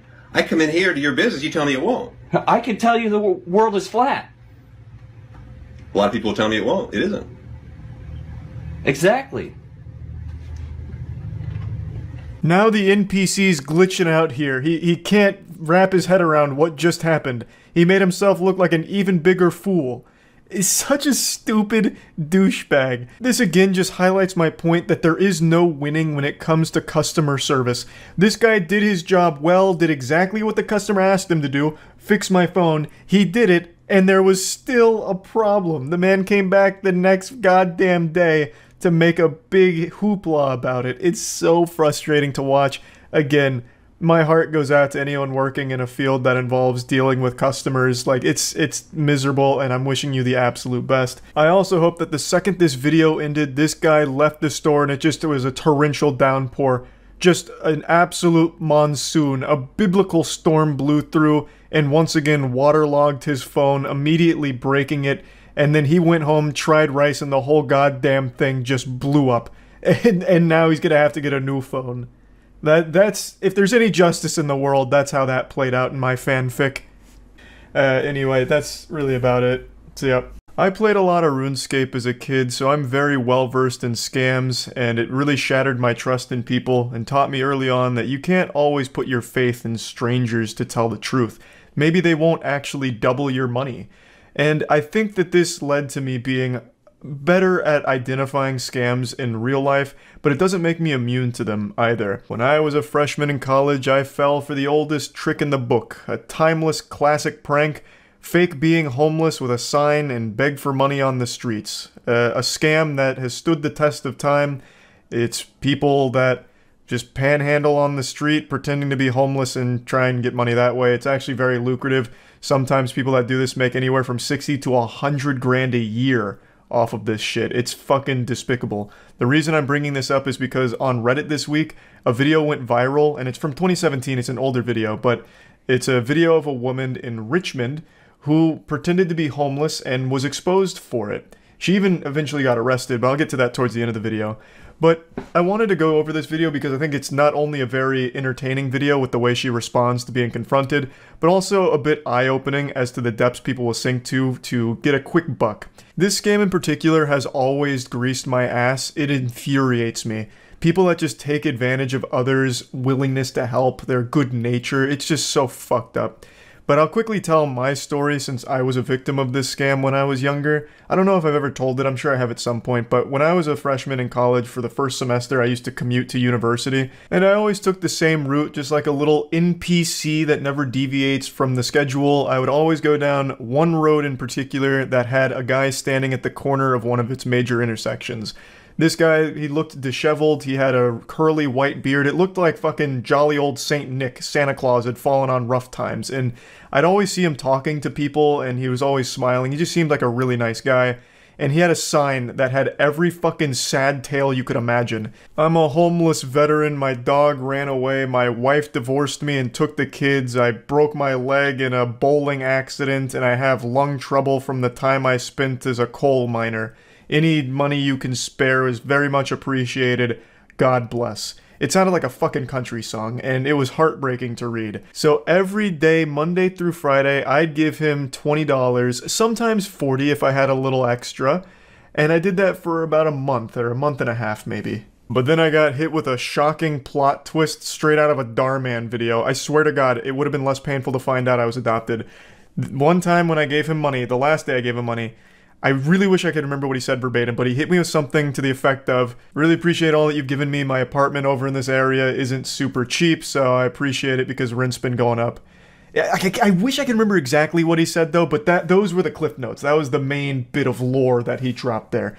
That he had an apartment in that area, it was expensive, and it looked like it was going up, so me giving him that money for the last month and a half was a little helpful. And that's when the realization hit. My universe melted around me, and it sunk in, the reality. This guy had used me like a fucking fleshlight. This guy wasn't homeless at all. He was a fraud, a faker, a goddamn drama club thespian leader here with his acting performance on the side of the street for the last month and a half. That area he would stand in was an extremely expensive area of Tampa. So to have an apartment in that area, he was already making a lot of money. And I was just another piggy bank for him to dip his little cock into. I was furious. But I couldn't confront him about it, obviously, so instead I just said, yeah, no worries, drove off, and then started taking a different route to university. One that was an extra 15 minutes out of the way, but just one where I knew I'd never have to see him again. I was beyond mad. I went so far above mad, I just wrapped around all the way to sad and upset. Like, I used to take extra money out of the bank just to make sure I had enough cash in my wallet to give him $20 Monday through Friday. This dude became like a daily part of like my routine, like to make sure that I was able to, you know, help him out a little bit. I just wanted to see him succeed, you know, do something good for someone that fell on hard times, only to find out it was all a lie.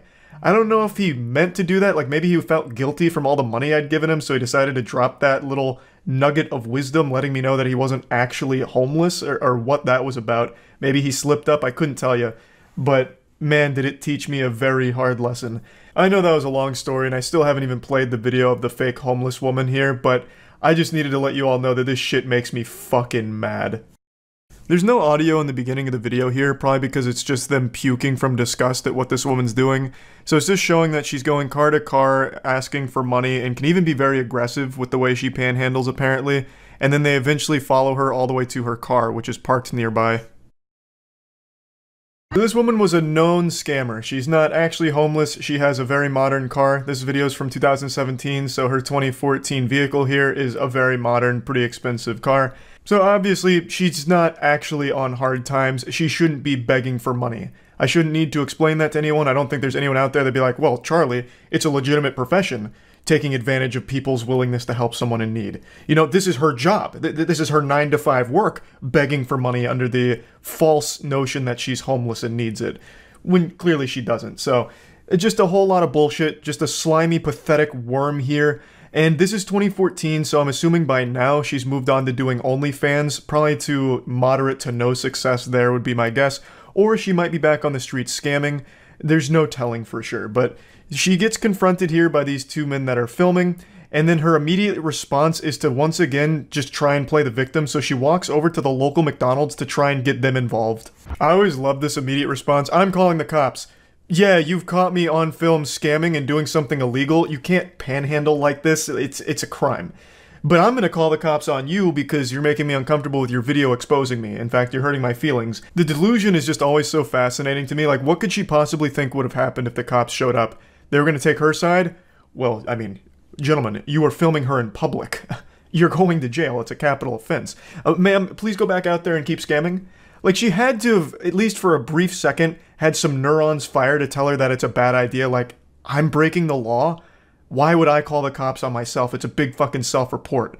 You know, maybe I should just get in my car and leave. But for some reason, that line of thinking doesn't compute with her. So instead, she tries to, like, get the police involved and McDonald's involved. God, I love the response from the employee here. Like, I don't know. What are you talking? I don't know why they're filming you. Who are you? Fucking crazy lady, a lunatic? You escaped from Arkham Asylum? Why are you asking me? Christ, I don't know what's going on here. Why are you making me open this window here and then bombard me with, like, an interrogation? I don't know what the fuck is happening. You know, like, I don't know what the scammer could have possibly expected here. Knock on the window, Ronald McDonald answers and, like, comes outside to save the day. Like, hey, stop filming her right now, gentlemen. In my establishment, not at Mickey D's. That's exactly right. Ma'am, I don't know what's going on. I just work here.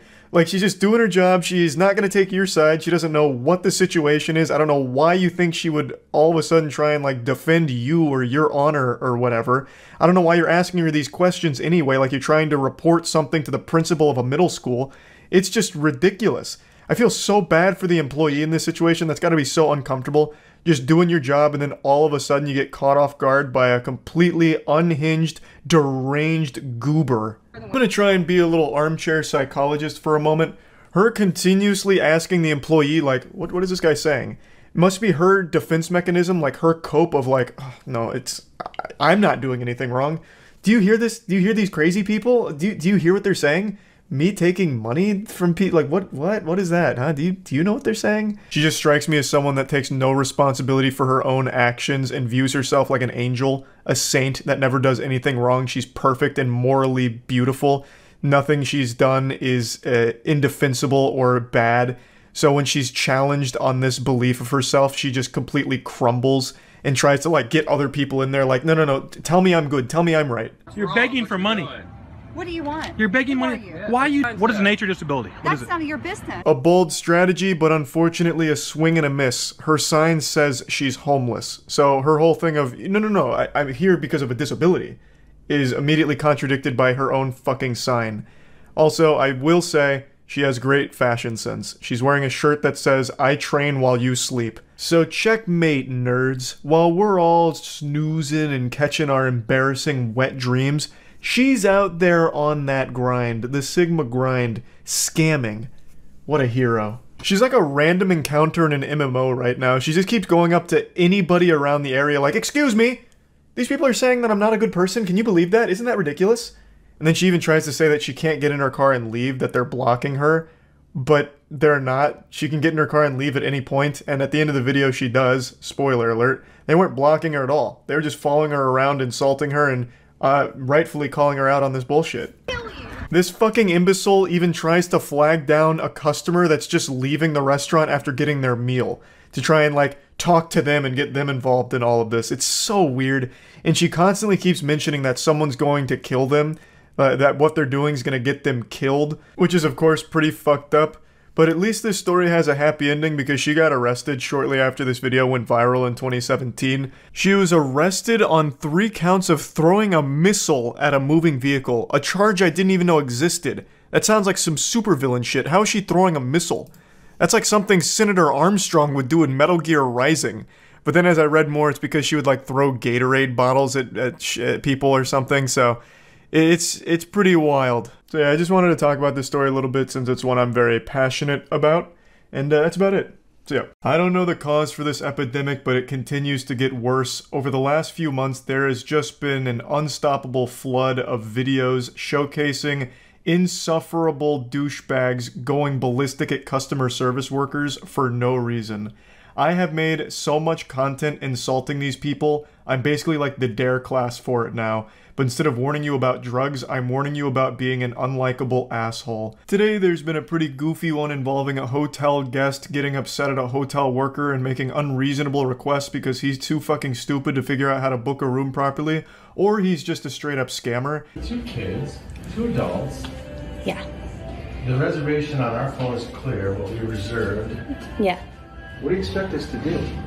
Well, with that one, we could get you checked in. It came in as a king suite reservation, so it has a king bed and a sofa pull-out couch. Now, the video starts in the middle of the boss battle here. We're coming in raw, right into the front lines off of a hot drop. So what's happening here is the hotel guest urinal cake is now starting to argue with the worker because he's unsatisfied with the room that he booked because he doesn't believe it's accommodating enough for the 4 people that's with him, 2 adults and 2 kids. Now, it is missing a little bit of context what led up to this, but luckily the hotel worker did make a TikTok to explain it, and it sounds like this guy was just trying to scam. So what happened was he basically reserved a 2-queen bed suite that had the 2 queen beds and the sofa pull-out couch, but then he called and he canceled that reservation because it was too expensive, and then he made another reservation through a third party for the king suite that has obviously the king bed and the sofa pull-out couch, but he was fighting to get like the 2-queen bed suite, but we were sold out. Yeah, this sounds really shady. This sounds like a really dog shit hustle that Ed and Eddie would have done to save a couple extra quarters to spend on jawbreakers. According to this story, he booked the larger suite with 2 queen beds and then canceled it, went to a third party to book the king suite, and then made this wonderful idea, this genius plan to throw a temper tantrum, kick his little feet, shake his fist, squeeze his nipples, and complain to the worker until they upgraded him to the queen suite, which he had just canceled. And it clearly didn't work because he must have forgot that hotels can sell rooms once they've been canceled. So the lady explained to him that every other room was booked, so he had no other alternatives, so he's just stuck there with his dick in his hand in that king suite that he purchased, or that he reserved.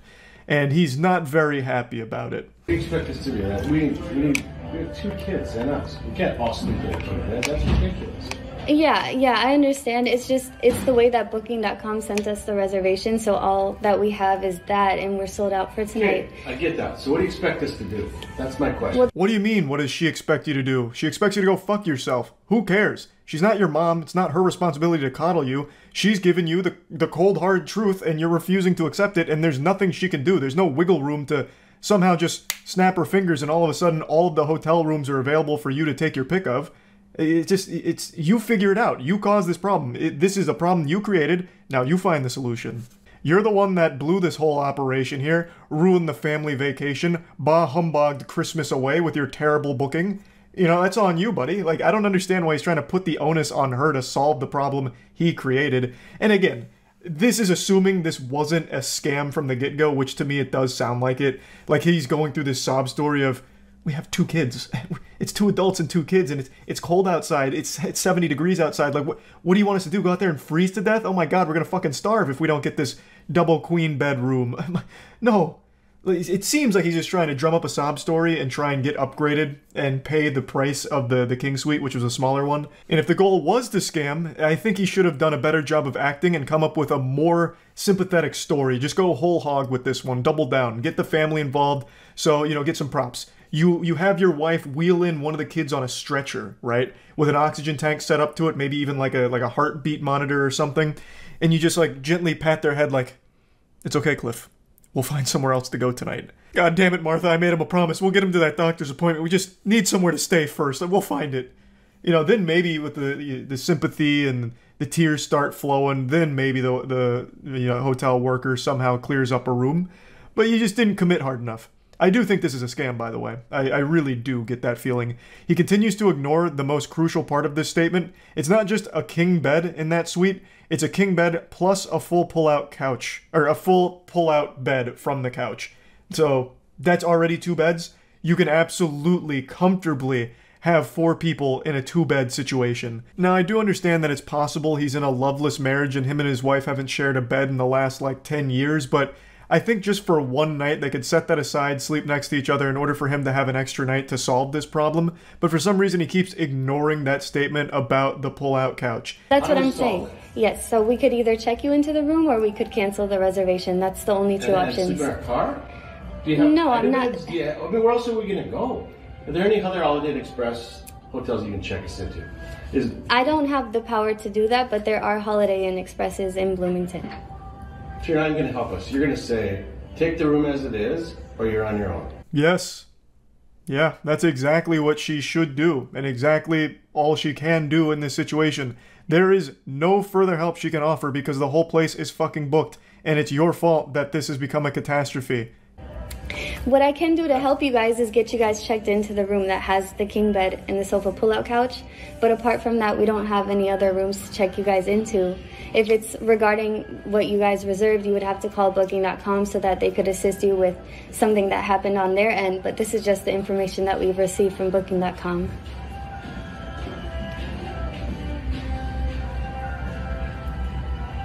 Who hasn't checked in? What else is available worth more beds?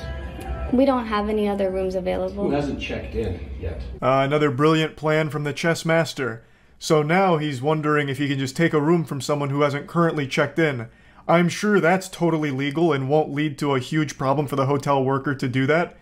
Man, this guy really does think he's the main character. I have no doubt he's gone through his entire life with people just absolutely giving him everything he's ever wanted on a silver platter. He just comes across as that kind of entitled douchebag. What an absolutely outrageous ask. Who hasn't checked in yet, and can I have their room? What do you mean, no? These rooms are reserved. I can't take them from somebody that's already reserved a room. You gave somebody our room, right? The way it was supposed to be reserved? No, because we held the room that we had the information for, which is the king suite. That's what booking.com sent over to us, so we kept that room for you guys. You can hear this guy's brain start to melt down as it sloshes against his skull here and hurting itself as it's trying to process everything.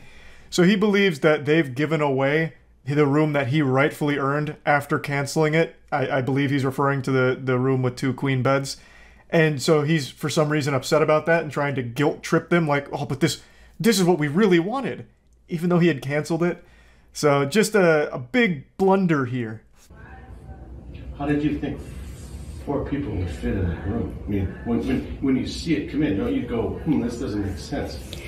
No, because booking.com sends us the information, so that's the reservation, and we hold it as it is. You didn't thoroughly investigate this man's family after he had reserved a room through booking.com? You didn't go to his Facebook page and look at the height and weight of each member of his family in order to deduce whether or not they would comfortably fit into a king suite? Are you even doing your job? Unbelievable. I mean, now I see the guy has a point. Just what a fucking stupid asshole. Holy shit. And again, he keeps ignoring the most important part. It's not just 1 king bed in that room. There's also a full mattress on that sofa. It's a pull-out couch. So he can absolutely fit his whole family there. 4 people can stay in 2 beds. It's been done plenty of times before. I've also been in the situations like that where it's no problem at all. It's pretty easy. So you think 4 of us can sleep in that room? That's your suggestion? I'm not too sure how you guys were going to, do the setup in there. We just have the reservation as it was sent into us.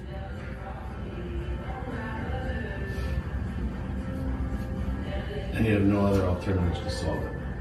We're completely sold out for tonight. Shockingly, no other room sprung up as available in the 30 seconds this guy spent pressing the issue, so unfortunately it's still in the exact same spot. Though if a room did become available, I would absolutely understand if she just didn't bother telling him, because fuck this guy. I'm just stepping in, but you have a king bed and a pull-out bed, right? Yeah. You have 2 beds. And 4 kids. 2 kids and us. And it's none of your business either. What are you doing jumping into this? It's not, well, look, I mean, I don't think that it's none of your business. It's, Yeah, shut it. that's not really respectful. I think we can just go ahead and cancel your reservation. Then what are we going to do? I'm not too sure, but there are a lot of hotels in the area. Why don't you just sit tight for a second? I will. I'll be here till 11. I believe this cliffhanger is him attempting to intimidate her with a call to the police department. At least that's what I'm led to believe here. But who really knows since season 2 of this hasn't rolled around yet. But I'd love to know what he'd call 911 about. Like, what's your emergency? Well, you see, at the nearby Holiday Inn Express, they're not letting me steal someone else's room. No, I booked the king suite and canceled the previous one, but I should still get the previous one, am I right? No? Well, what do you mean? We'll cancel if there's no penalty. Yeah, we can cancel. If there's no penalty. Booking.com going to charge us? No, but you just got to give a call to booking.com and let them know that you want to cancel, and then there's no penalty. Okay, call booking.com. Do you know what the cancellation terms are? Is there a 24-hour notice? Is there... They could tell you. This is where the random NPC encounter finally concludes. For some reason, he keeps asking her Booking.com's policies as if she's somehow an employee of Booking.com now, as opposed to this hotel. What a real mess, you know. This guy's bad news. I'll just say what everyone's thinking. You know, I'll be brave. I don't like this guy, and I'll say it. I don't like him. I also don't know what the fuck he expected to happen with this whole thing. Even if there were available rooms, I don't know exactly how this scam works. Why would they just upgrade you to that room for free when it's your fault, it's your mistake? I just don't see that ever really working, but I guess it must in some capacity if it's a well-known tactic. But anyway, just wanted to share this because people that insult and be rude and nasty to customer service workers for no reason always deserve to be made fun of themselves. And that's about it. So yeah. You see the brawl at McDonald's in Costa Rica where a single man KO'd 9 dudes? Whoa, what? What are his hands made out of? Bricks? So here's the Dexerto article on it. Oh wait, this isn't the same one. This is Canada. Wait, is the other source wrong? Because how many brawls broke out over Pokemon cards at McDonald's? McDonald's Canada shouldn't treat customers like this. He says he has no books or Pokemon cards left in stock with the whole rack of them. He gave me a donkey 2 times in a row. McDonald's, I want to press charges on McDonald's. Wait. What is he pressing charges for? This is discrimination. You're discriminating against Redditors here by not giving me these Pokemon cards. What is the charge? I don't understand what he'd even go for. No, I'm not being worse than a sick child. I want Yes, you are. Put it online. Put it online. I'm being targeted. Oh, I will if you want. Being targeted? I wasn't going to, Please but I put it will. online. I'll continue because Churro, Nova Scotia, Canada, McDonald's, and say they don't have a book or Pokemon cards in the building. Brother. It's just some McDonald's Pokemon cards, man. He's so heated. And he's saying it all like so stern. Cell phone. Yeah, you can stand it. You can go all the way. You can. I'm making a scene because you're being bad. Yes, sir, you are. This is the weirdest argument ever. Now he's speaking like he's speaking like he's talking to a child. You're being bad. They haven't done anything wrong. They don't have any Pokemon cards for him. Just go to another McDonald's, please. Excuse you. Exactly. I'm dealing with this manager here. Maybe he can get. This can't be real. Honey, back up. I'll press charges, dude. Oh no, not the charges again. Then do it, bro. I'm saying do it. You said you do it. I'll never understand why people that look like this guy, who I know has never been in a physical confrontation in his life, feels so confident to challenge someone else to punch them. That's never going to end well. Like, that's just the worst bluff to make.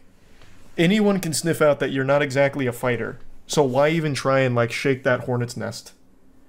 Just because they want to sue? Maybe, I guess. He does keep threatening lawsuits. Maybe that is, like, the overarching plan. But still, it doesn't seem worth it. Try to get hit so he has evidence, the classic. I guess, yeah. I feel like there has to be extenuating circumstances, right? Like, I'm not an attorney, but let's say I was representing this guy, assuming he gets in there and feeds him a knuckle sandwich. I feel like I could make an argument like he literally asked me to do it. I was fulfilling a request. He told me. He said he wanted me to. What am I supposed to do? To decline? I'm a nice guy. You know, it's better to give than to receive. So I gave him the gift of a knuckle sandwich. He asked for it. There has to be a way, right? Like, you are literally telling him to. Yeah, he's a consenting adult. Your fucking worst nightmare. Yeah, right. Meet you outside, bitch. All right, let's go. I'll meet you. Let's find out. No. Look at you. How big are your ankles? Size small? I'm like a what? I'd like your nose off, bitch. Hunt, hunt, hunt. This can't be real. This cannot be real. Do it. Do it. On camera. Okay. This can't. Well, no, wait. That was certainly a punch. And I don't think that they're talented enough actors to sell something like that. That made full contact. How can someone end up like this? Over Pokemon cards? And then he's insulting the guy's ankles? How does this happen? What went wrong? This is very anti-Canadian. I'm sorry Canadians out here have to see that this happened on your soil. I'm so sorry. What are your ankles, a size small? It's such an interesting insult. It's not even fighting words. I'd just be confused. Nobody insults my ankles but me. Put 'em up, Buster. I've come so far, I've got to see who wins this. God, it's like they're throwing punches in a dream. It's turned into aggressive hugging. We can. You done? Huh? You had enough yet? Huh? Say uncle. Get the security. I got the squeeze on you now. You now. I'm gonna beat my Pokemon cards out of you like it's a Mario coin block.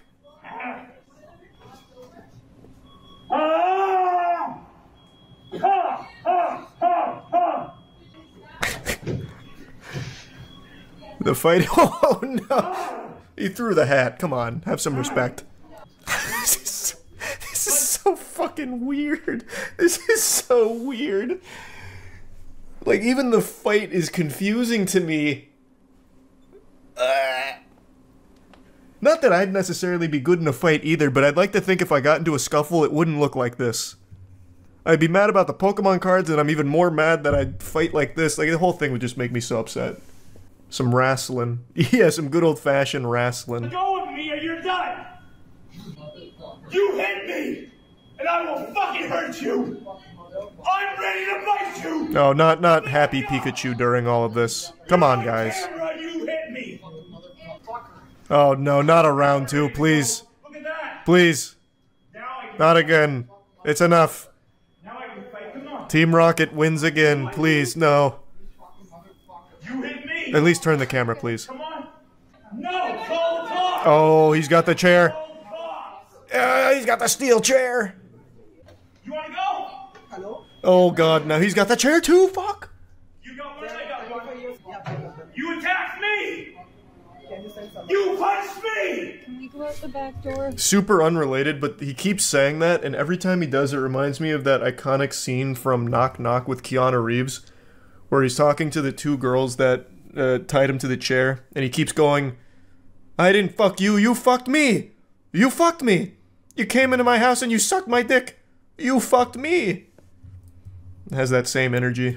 Give me back my fucking bag! I just wanted food, that's all.